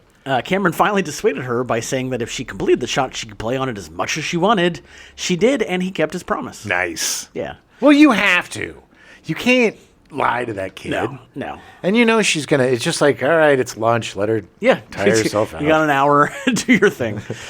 Despite getting some incredible reviews for her part in Aliens, Henn decided not to pursue acting. She has since become a school teacher. She got married, has a kid. At the 30th anniversary reunion at the San Diego Comic-Con, Paxton didn't even recognize her. Yeah, she looks, I mean, granted, it's been 30 years. She was a child and now she's went from an adult. 10 to 40. There's a great quote because there's a really good there's a really good documentary coming out, or might have already come out, the 40th anniversary of Aliens. Mm-hmm. And there's a great clip in the trailer of her, and she's like, look, if you're only going to be in one movie, you might as well make it Aliens. Yeah. She does appear to be open to more acting now, doing some voice work for a short in 2020. So who knows? Maybe she'll pop up in some movies. Hey, she's got summers free. She's gone on record saying that she would really like to work with Quentin Tarantino. So who knows? Well, good luck. There's only one movie left. Yeah, supposedly. We'll see. Bill Paxton got cast as Hudson, a boastful, panicky colonial marine private. Game over, man. Game over. What are we doing? We're screwed. Paxton made his feature film debut in Stripes in 1981. That same year, he was also in Butcher Baker Nightmare Maker. We need to cover that. We talk about it all the time. Titles so much. It's Butcher Baker Nightmare Maker. Probably my favorite title of a movie ever. It's a great one. Paxton had supporting roles in a bunch of movies, including Mortuary in 1983 with Mary Beth McDonough. Ooh. The Lords of Discipline in 1983 with David Keith and Robert Prosky. That's a good one. Streets of Fire in 1984 with Diane Lane, Willem Dafoe, and Rick Moranis. We have to cover that weirdo movie. Okay. He was also in The Terminator in 1984, where he first worked with James Cameron. I'm going to need your boots. And where he got murdered by the Terminator. I need your jeans, your boots, and your leather jacket. He played the punk so well. You're getting my jacket, man. 1985 saw him in Commando, again with Arnold Schwarzenegger. Completely forgot he was in that movie. Yeah, you've been commandoed. That was his big line. The tagline. Yeah. He was also in 1985 in Weird Science, his biggest role at that point as Chet, the annoying big brother. Thirsty, but what? Turns into a giant pile of shit. Oh, he's so great. Hey, Mama. Hey, Papa. He's so good in that movie. How about a greasy pork sandwich served in a dirty ashtray? Oh, God. Shortly after Weird Science came out, Paxton ran into Cameron at LAX. Cameron mentioned his new movie Aliens, and Paxton jokingly told Cameron, I hope you write me a good part in it. When Paxton was brought into audition, he brought a plastic plasma rifle and really went over the top in the audition. Of course he did. And here's the thing, man. Paxton was so good in Weird Science that I couldn't see him as anything else but Chet. It's hard. It's hard not to. But when Aliens came out, you know, and it took a while to get the stink of like Aliens and Weird Science off. But once we get to his other stuff, that guy was such an amazing actor. Yeah. He was fantastic. And director. When Paxton got cast, Cameron brought him to Fox. They supported the decision due to his performance in Weird Science. When Paxton was offered the part of Hudson, he turned down the part of Zed in Police Academy 2, their first assignment. He dodged a bullet there, baby. Do you know who was cast in Zed in Police Academy 2? Bobcat Goldthwait. After reading the script, Paxton was worried he might be annoying, saying, he's one of those characters where I felt, my God, the audience is going to be so ready for this guy to die. Paxton had a great time making the movie, becoming friends with Lance Henriksen. Nice. He also didn't believe he was good at improv, so he spent a lot of time discussing Hudson with Cameron. Nice. The game over line came from the backstory that Paxton came up with for Hudson as he trained on a bunch of simulators that were essentially video games. Ooh.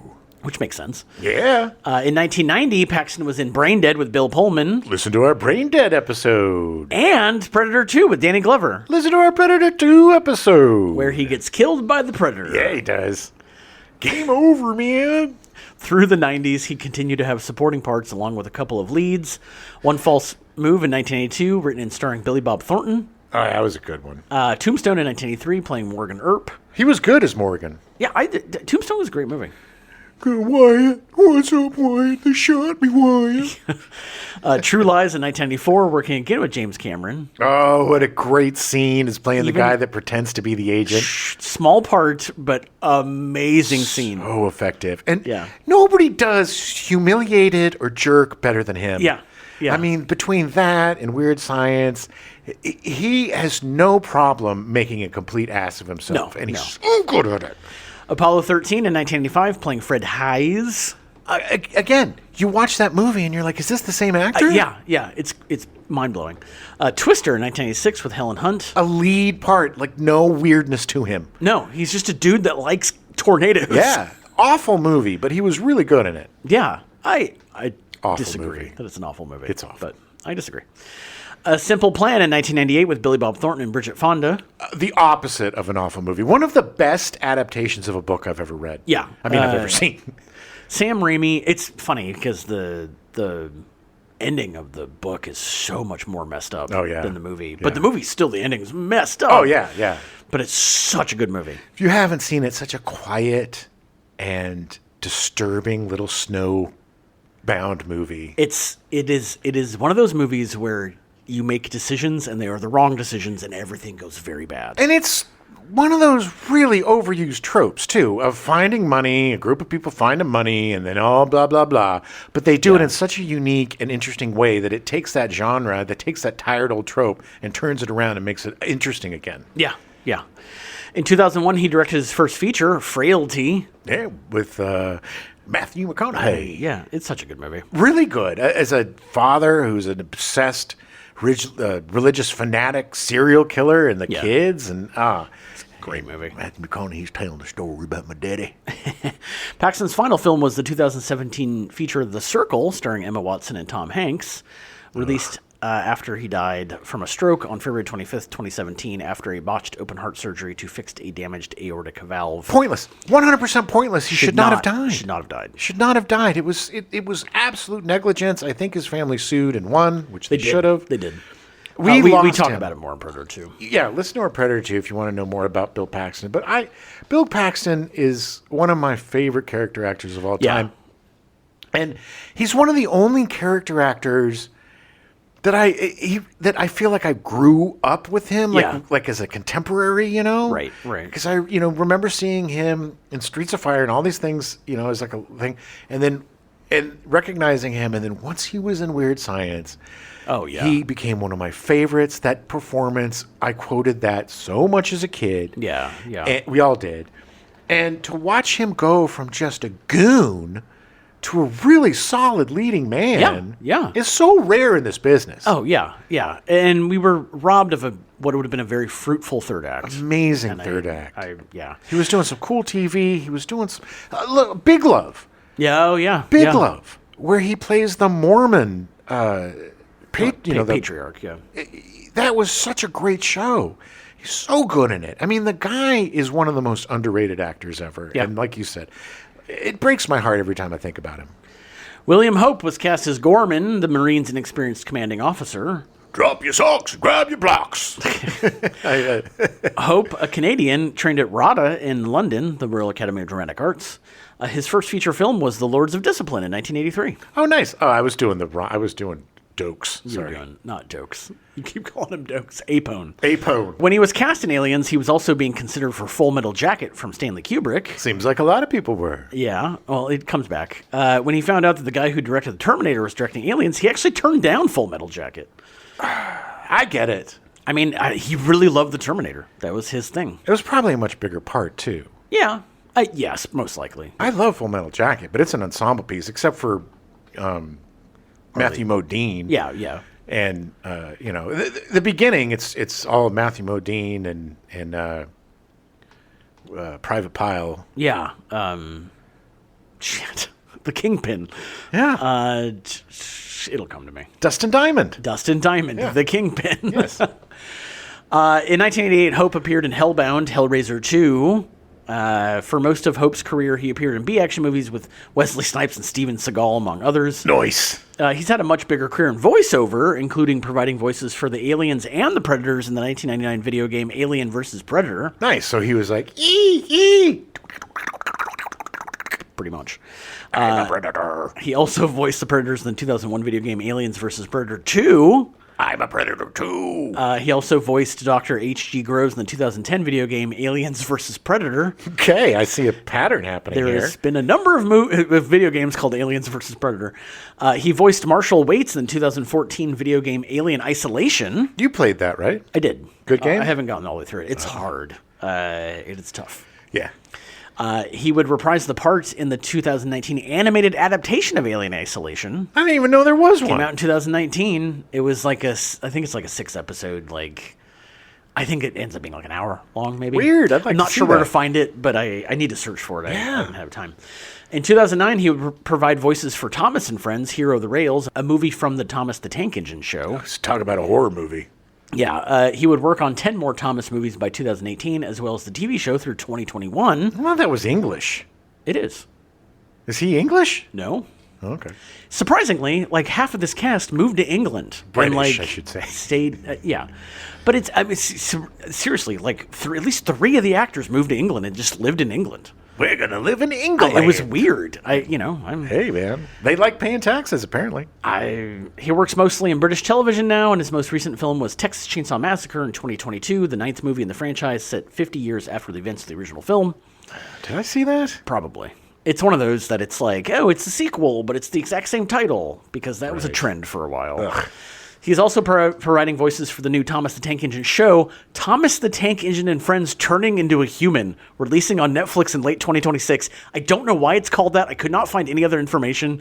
It sounds weird. Sounds disturbing.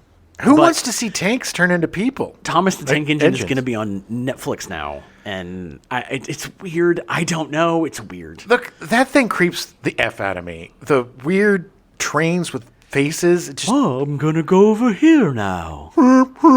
Yeah, it's the whole thing is bizarre. We're going to have to trap you in this tunnel, Thomas. You're never going to get out. Yeah. Okay. I guess I'll just sit here.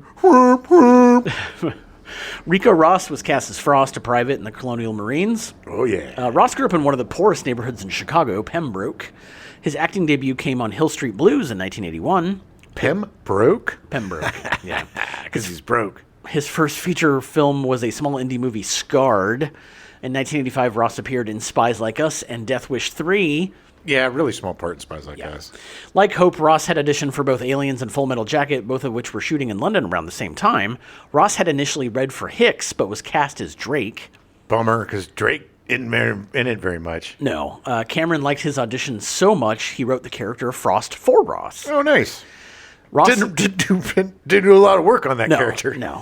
Ross secured a role in Full Metal Jacket as well. Ross's 8-week shooting schedule for Full Metal Jacket would overlap with his first week on Aliens, but because he really wanted to work with Stanley Kubrick, he asked James Cameron's permission to do both movies. Cameron agreed on the condition that Ross be available in the second week of shooting Aliens. However, Kubrick couldn't guarantee Ross that he would be done by that time, saying that his 8 weeks could easily turn into 8 months, so Ross dropped out of Full Metal Jacket. Hey, look, it could be 8 weeks, it could be 8 months, it could be 8 years. Okay? By the time that Aliens was released in theaters, Kubrick was still shooting Full Metal Jacket. Still doing the 4,000th take of the scene that Ross was going to be in. It was literally 10 months later. More than that, 14 months later. Hey, and he was still shooting the movie. Nobody said Kubrick was speedy. It took him 16 months to shoot that movie. Well, he got a great movie out of it. He did. But God, that's one of my favorite little tidbits ever. Little factoids. I like I said, I've said it before. If given the opportunity, 100% would have done it because you have to. Of course, it's for Kubrick. But I think working for Kubrick would have just been awful. Nightmare. Yeah. Unless you're like Jack Nicholson. I think if you get him, then it's probably a really wonderful collaborative experience. Yeah. But if you're like Wendy, Shelley Duvall, there you go. then you're traumatized for life. Yeah. Ross has had a long career appearing as supporting characters in films as well as dozens of commercials.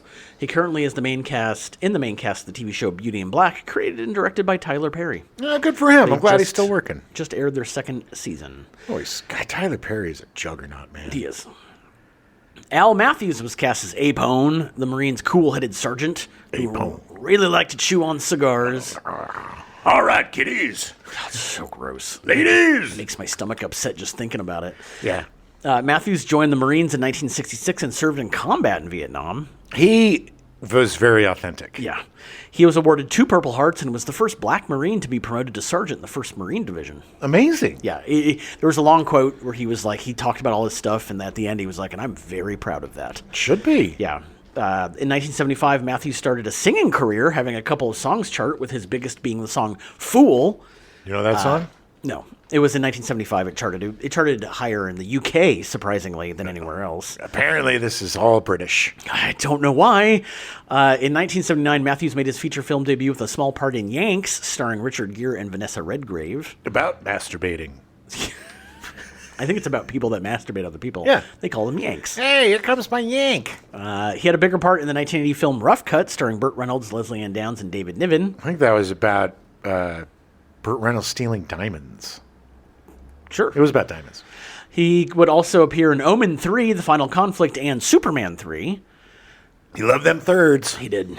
Those awful third movies. This is when he got cast in Aliens. He was like, finally, a sequel rather than a threequel. Could it be Aliens 3? Eventually, he's going to work his way up to an original movie. I like the threes. That's kind of my thing. For Aliens, Matthews helped train the other actors, teaching them how to handle the firearms properly, as even the blanks were still dangerous. Of course. Just ask Brandon Lee. Brandon Lee, yeah. The training... or Eric Hexum. Yeah. Oh, God, yeah.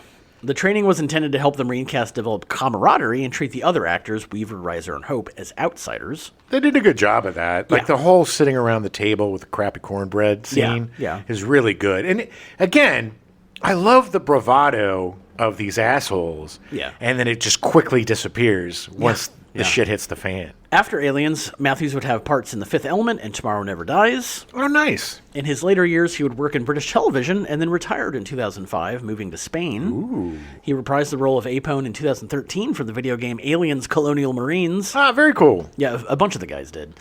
On September 22nd, 2018, Matthews was found unresponsive by a neighbor in his Orjuela, Spain home and declared dead at the age of 75. Oh, man, that's so sad. Apparently he had been having some severe health issues. Alien Colonial Marines is one of the worst video games ever released, too, by the way. Oh, really? I've never played it. It was released in horrible shape. It was one of the giant disappointments of... I looked at some of the more recent Alien games that came out, which we have. Yeah. And none of them look interesting. No, there's like a squad shooter. Yeah, the squad shooter. There's a co-op that looks okay. Yeah. But because part of me was like, I want to play some of these. I'm curious. Yeah. Yeah, no. Do Isolation. I heard that's good. Yeah, it's great. I have it on disc. Oh, nice. Maybe I'll try it. Yeah, you should. It's hard. It's so hard. Well, I like it because you don't fight the aliens. You just have to hide. You just have to get away. Jeanette Goldstein was cast as Vasquez. Vasquez, you're so badass. Vasquez, go on, Vasquez, go. This was Goldstein's first feature film. She would work with Cameron again in Terminator 2 Judgment Day and had a small part in Titanic. Oh, yeah. Yeah, she was on the recovery ship with Paxton. Right. She was one of the crew members. Yeah. Vasquez was named after Vasquez Rocks, which was featured in the Star Trek episode Arena, where Kirk fights a Gorn. When I first read that, I thought it said Gom. Yeah, a Gom. The character Vasquez inspired the creation of the character Tasha Yar on Star Trek The Next Generation, which Goldstein was actually considered for. Oh, wow. That must have been so disappointing that they're like, we want a Vasquez character, but not you. Yeah. Somebody like you. She would make an appearance in Star Trek Generations in 1984. Initially, producers on Aliens wanted to hire a bodybuilder for the part of Vasquez, not believing they could find a muscular enough actor for the part. Sexist. Yeah. They ended up casting bodybuilder Rachel McLish, who was having acting lessons to play the part. When McLish demanded that Vasquez never swear, as was against her religion, she was dropped from the movie. Yeah, no shit. Oh, Jesus. Cameron remembered Goldstein's audition and gave her the part. She had worked out constantly while she was unemployed and added another 10 pounds of muscle at Cameron's request. She was ripped. I mean, she was super ripped. She was very believable as a badass. Yeah. Goldstein wore dark contact lenses and underwent an hour of makeup to cover her freckles and darken her white skin to portray a Chicano character. Yes, a little bit of brown face on the Jewish actress. She studied Mexican-American gang interviews to develop her demeanor and accent. She Yes, I thought she was Hispanic. And technically, the president of Mexico right now is Jewish. Okay. So theoretically, it's possible. Yes, there are Hispanic Jews, Adam. Yeah. One of them is the president of Mexico right now. They call them Yus, though, in Yus. Spanish. Yus. Okay. Hus. Mark Ralston was cast as Drake. Some of these other ones we're going through pretty quickly. Otherwise, this show would be 3 hours long. Ralston was cast in the 1985 movie Revolution, starring Al Pacino. When auditioning for Aliens, Ralston convinced Cameron that he was the second billing after Pacino in the movie.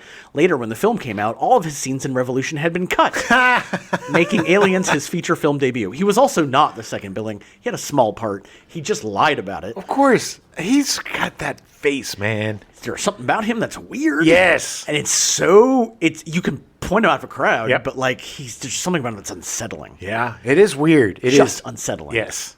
Ralston has had a long career as a character actor, appearing in Lethal Weapon 2, RoboCop 2, The Shawshank Redemption, Eraser, Daylight, Hard Raid, and Rush Hour. Pretty sure in The Shawshank Redemption, isn't he the one that He's a guard. But isn't he the one that he gets his legs smashed? Like he never walks again, isn't it that guy? Maybe? But because it's the bigger... No. He's the rapist.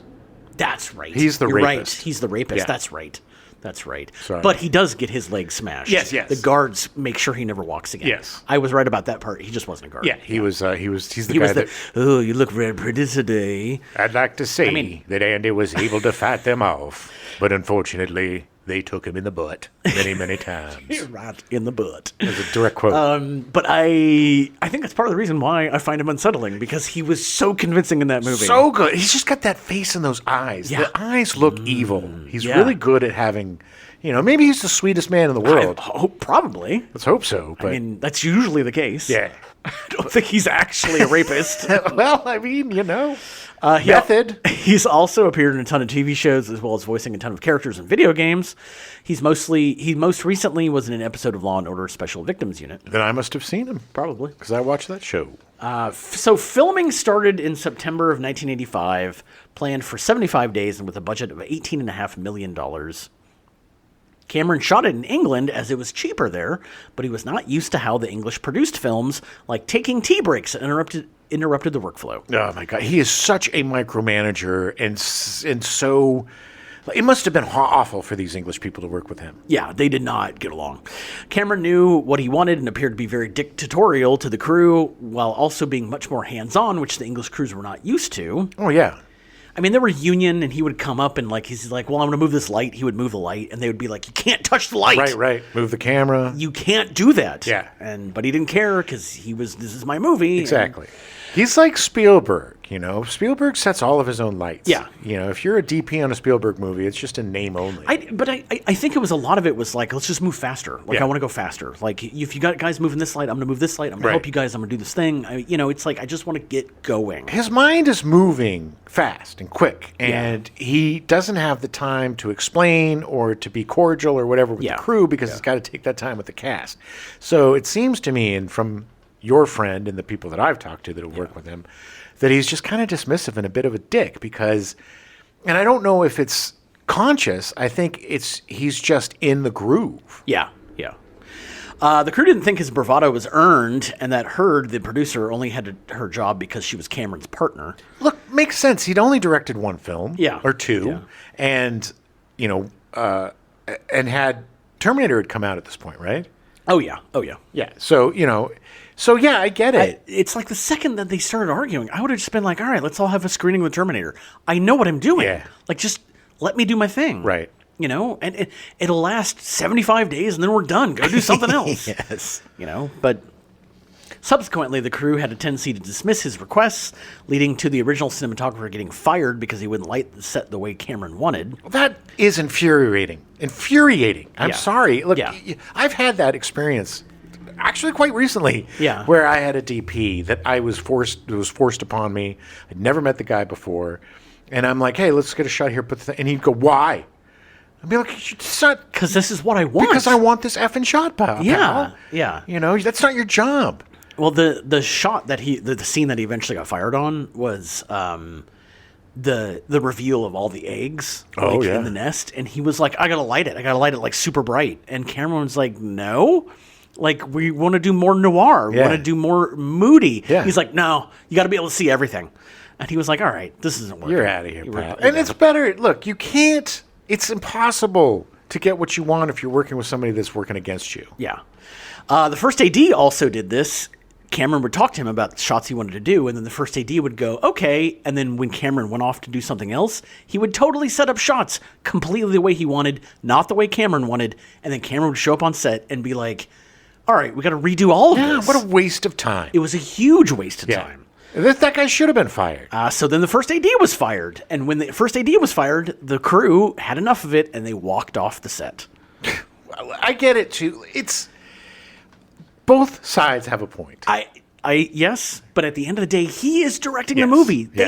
They got hired to do his movie. He's your boss. He's got the vision. Your job is to make that vision happen, not to sabotage it. It also didn't help any that there was where they were shooting, there were so many things shooting that there really weren't other crew members. That if all these guys left, they couldn't hire a bunch of new guys. This is Pinewood, right? Yeah, everybody was working. Everybody was doing stuff.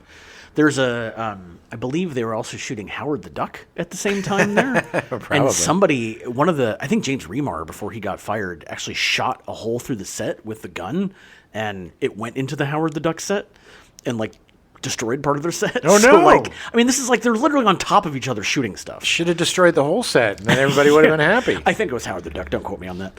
Well, everything shot. Star Wars, everything shot at Pinewood. It was the biggest soundstage and studio at the time. Yeah. Bigger than anything else. So any big budget movie, spectacular, action spectacular, would definitely shoot at Pinewood. Well, and I think the thing is that I think the crew was using that as leverage, knowing that there weren't other people that could just come pick up and start work on your movie. Right. So it was like, well, you got to do it our way.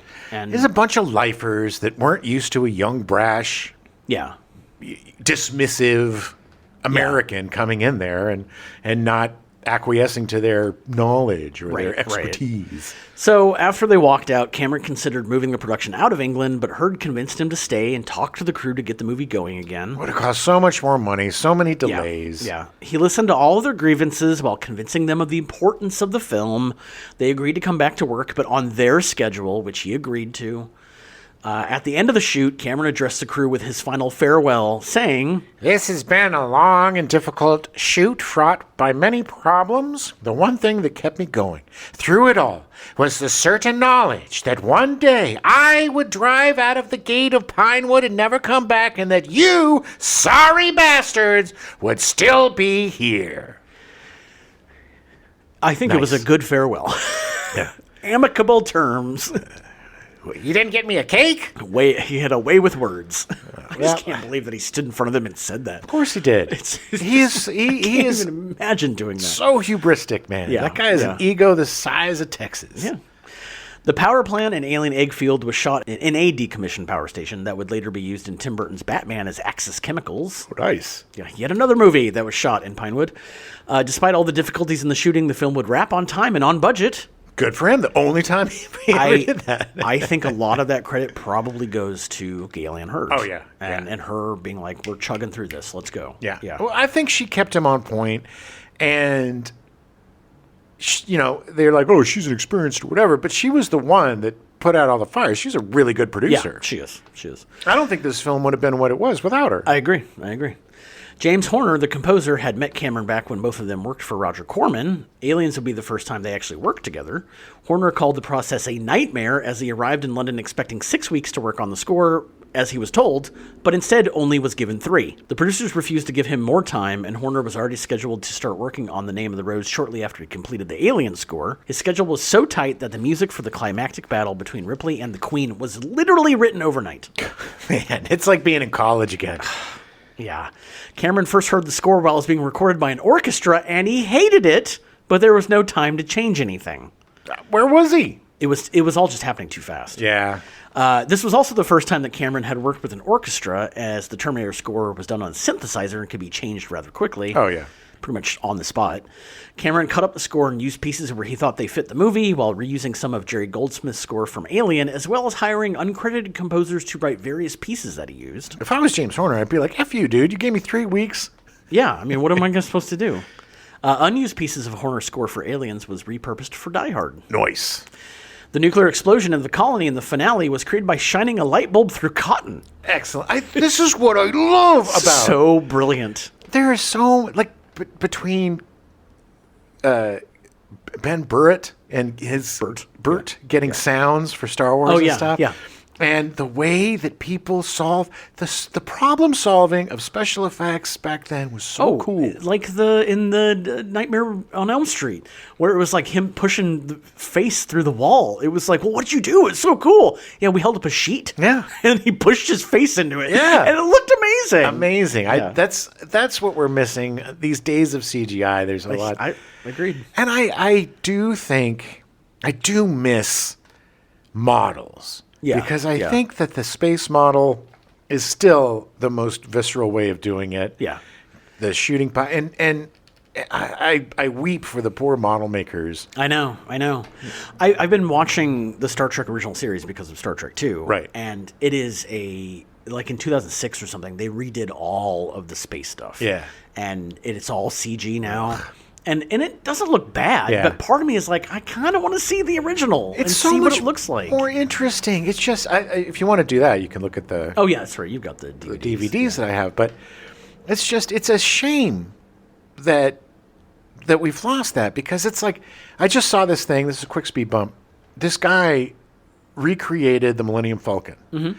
Exact replica of how they made it for the movie. He bought all of the model sets, like the old World War II submarines and stuff, all of the pieces, the original pieces of the original models that they used to make it. Right. Just sold at auction for like $800,000. Jesus. But it was a perfect replica, and the guy was like, "Man, it took me forever." And he's got this workshop with hundreds and hundreds of vintage model sets where he makes these things out of. And that's what I was thinking, is like the Millennium Falcon is made from 1,000 Rydell model kits. Yeah. And the fact that they took all of these disparate pieces and created the most iconic ship, maybe next to the Enterprise, the most iconic ship ever, out of all these model pieces, it's just incredible to me. Yeah, it's brilliant. And it makes me so sad that people don't get to do that anymore. I know. Reebok designer Ton Lay was commissioned to design custom sneakers for Weaver to wear in the film. Yeah, very cool. Her Reeboks. The only mandate was that they had to be laceless, so one could easily slide off of Weaver's foot during the finale. Oh, when they grab the foot? Yeah. Reebok's boots designed for Ripley actually became available to the public in 2016. Yes, people were clamoring for him forever, and then when we finally got him, nobody cared. H.R. Geiger was contractually obligated to work on Poltergeist 2 and couldn't work on Aliens, much to his disappointment. That was right after he created the Geiger counter. The design work was turned over to Stan Winston, who designed all of the everything. Well, he did a great job, and he followed the original designs of Geiger. Yeah. It's not like he went way out of the... No, of course not. Aliens began in wide release in the United States and Canada on July 18th, 1986. During its opening weekend, the film earned $10.1 million from 1,437 theaters, an average of almost $7,000 per theater. Which is about $15,000 a day.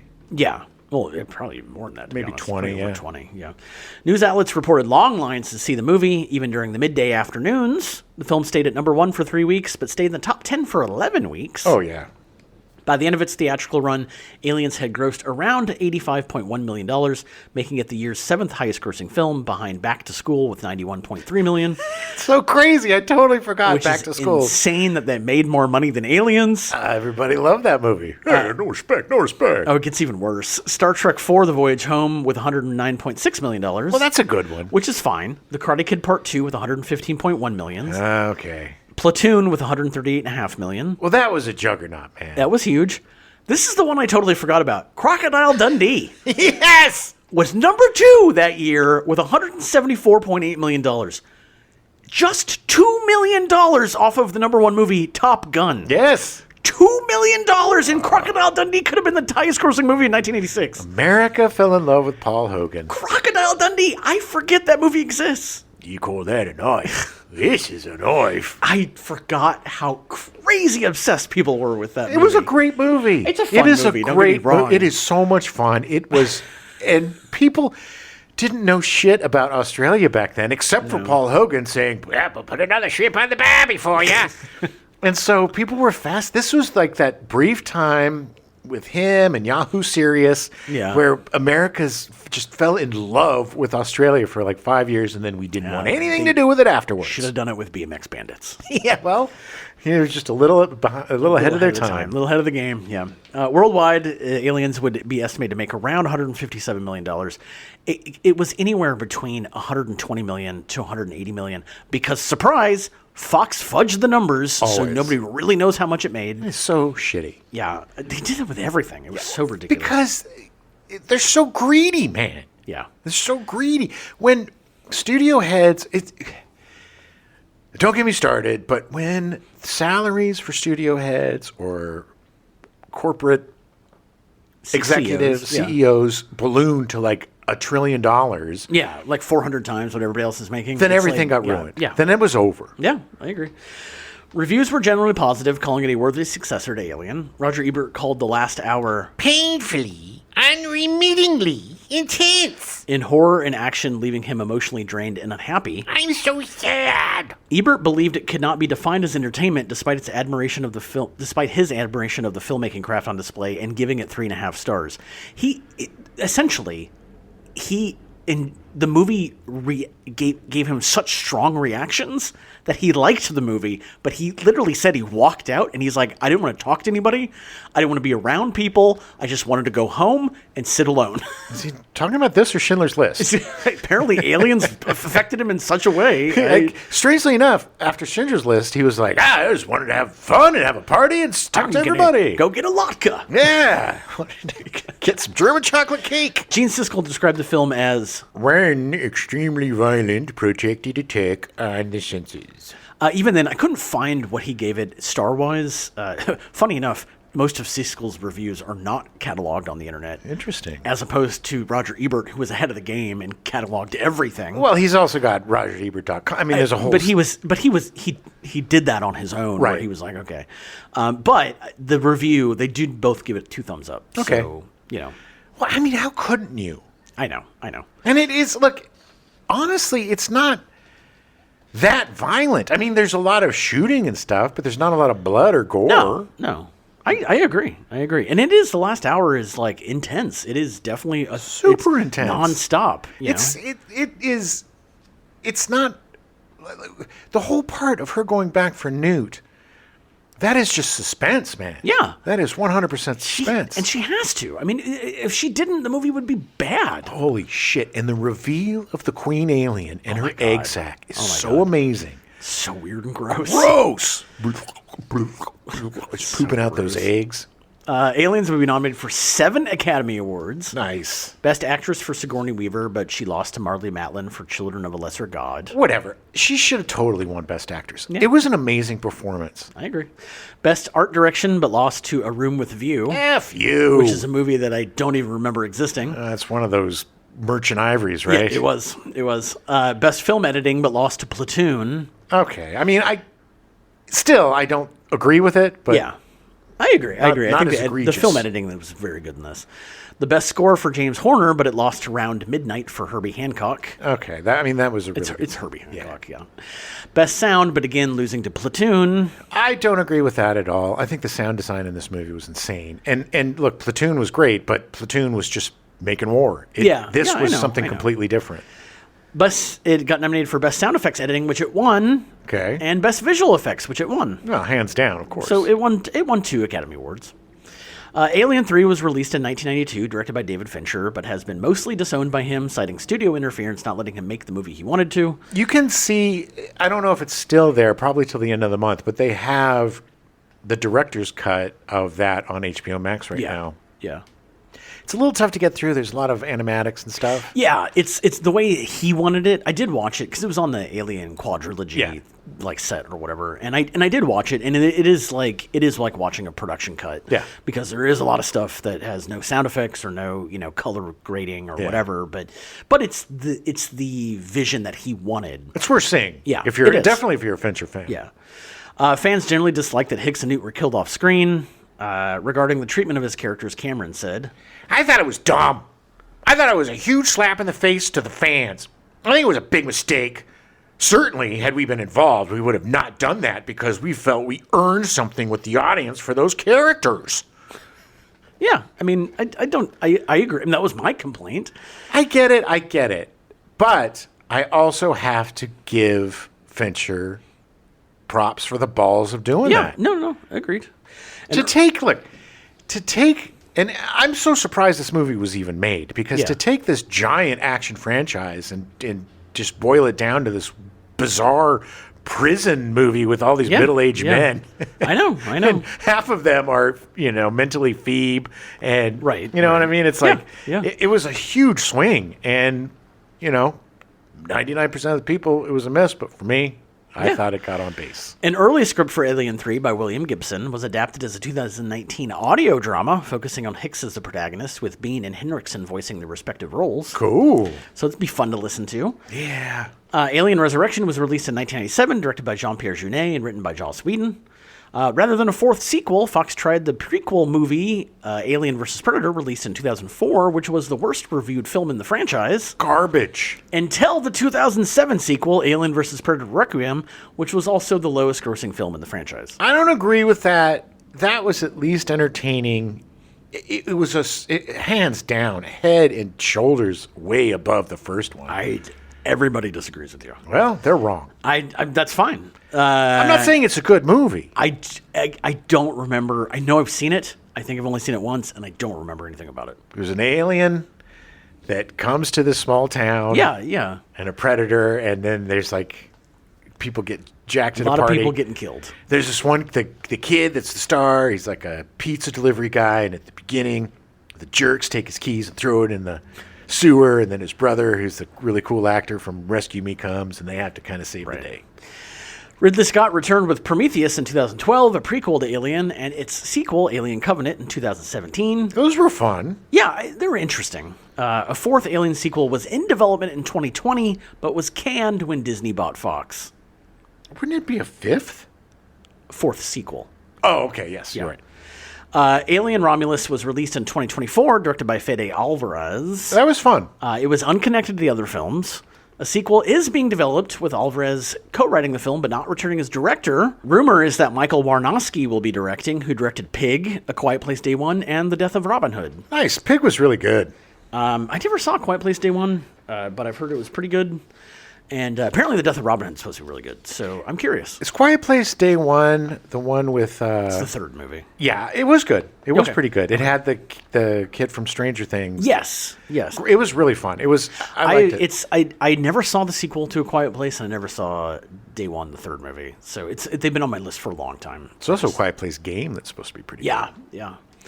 But that's all I got for this. Aliens is a fun movie. Watch it before it leaves HBO Max. And if you are a huge Alien fan and you haven't watched it, watch Alien Earth. Alien Earth is really good. Romulus was really good. It seems like they're going back to allowing young auteurs to have a crack at the universe, and I think it's rad. Well, that's the thing with the Alien franchise, is there's always been, and we're not talking about the AVPs, but they always put an interesting director in charge.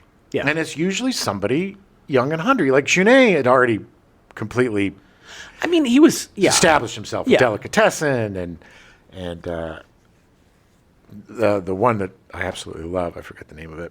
But anyway, with his partner. But this was like his first film by himself. Yeah. And he did fine. It's like I said, to me it's the most interesting of all of the properties because of the directors, because of the different stories, because they never do the same thing twice. Yeah. And everything within this universe has been pretty interesting. And they keep finding new stuff. Alien Earth has so many different xenomorphs Yeah. And they're all very interesting. Yeah. And it all comes together and getting to kind of flesh out the corporations and the corporate wars and that kind of thing. Yeah. It's really interesting to me. Yeah. The world building of Alien Earth, it's great. And also, just a little added bonus for you, if you're going to do a complete Alien rewatch, we recommend that you put in Outland, the Sean Connery movie. Yeah. Because Outland, visually and spiritually, definitely seems like it takes place in the Alien universe. Yeah, there's just no alien in No. it. The It alien just is Sean definitely, Connery. yeah, it's definitely feels like it's in that universe. Yeah, like it could be within that. Like all of the gear and the tech and the suits and stuff all seem. Yeah. I think it was the same guy, right? Yeah, the same designer. Same designer. Yeah. So if you haven't seen that, also listen to our Outland episode. But that's a fun one. It's definitely fun to include it in. Yeah. Yeah. Because it's also a nice little breakup from all of the alien stuff, but you still feel like you're in that universe. Yeah, it's a really, really good movie. Yeah. Super fun. One of my guilty pleasures as a kid. All right. Well, we'll be back next week. Very excited. This is the one movie of the month that I have seen numerous times with T2, Judgment Day. Nice. I'm very excited to see a 7 years on James Cameron directing something. That, man, I remember I was in Boston. It was July 4th, and my girlfriend and I at the time, we went to the Charles River, and we watched the Boston Pops with John Williams. Nice. Do the fireworks and everything. And then we took the T to the movie theater and saw T2, and it was such a great day. Yeah, yeah. We had such a good time. Sounds fun. And it was like the perfect just my favorite 4th of July, I think, that I've ever spent. T2 is the first movie, like for sequel, that I remember being excited about. Yeah. Because I saw Terminator on TV and then found out it was like, oh, they've got to, and I was probably way too young to be watching the Terminator. Yeah. But as soon as I was like, oh my God, they're doing a sequel. Yeah. And then they got Guns N' Roses involved, who I was obsessed with. Like, I was like, okay. Like, it was the first time that I was fully like, yes, I have to see this movie. And I don't believe I saw it in the theater. I think I had to wait until it came out. Really? I don't think my parents took me to see it. I saw both Terminators. I've seen all the Terminators. And, well, I don't think I saw the original Alien in the theater. I think I was too young. Yeah. Oh, yeah. At that time. I don't think I was bouncing at 9 or 10. No, you would have been like 10, yeah. But yeah, subsequently I've seen them all in the theater, not counting the AVPs. Yeah, yeah. And I've seen all the... No, I haven't seen I am almost positive I saw the first AVP in the theater. Yeah, maybe. I think I did. I think I blocked it out. I think I saw the first because one I was just like, what is going on? Yeah. Yeah. That's back. Although I do want to watch them again. It's been at least 20 years. Why not? And what's going to be funny about next week is, to me, the Terminator franchise is the absolute opposite of the Alien franchise, because except for T2, all of the sequels got less entertaining. And yeah, it's funny because the Alien franchise, every movie in the Alien franchise shows just what a good concept the Alien universe is. Yes. And every subsequent movie that Cameron was not involved in with the Terminator movie proves just how much it does not work without Cameron. Because it also has the time travel bullshit with it. Yeah. That is it's gonna so be complicated. So much fun to talk about. Right, but they just stupid various timelines. Oh my God. But yeah, it's going to be a lot of fun. And Cameron, like I said, man, he may be an ass, but he's a really great storyteller. Yeah. And there aren't very many blockbuster storytellers. And I think at his core, he's still kind of an indie filmmaker. Yeah. He does it on his own. Like all the Avatar movies are basically just him in a box. Yeah. Yeah. Making his movies. The guy's very talented. And this, to me, Aliens, it's not better than the first, but it is definitely better than most sequels. Agreed. Yeah. Thanks for joining us. We'll see you next week. They mostly come out at night. Mostly. Game over, man. Skirt. Weaver will be seen in the upcoming The Mandalorian Grogu feature film. We now return you to your regularly scheduled programming. Vegas, already in progress.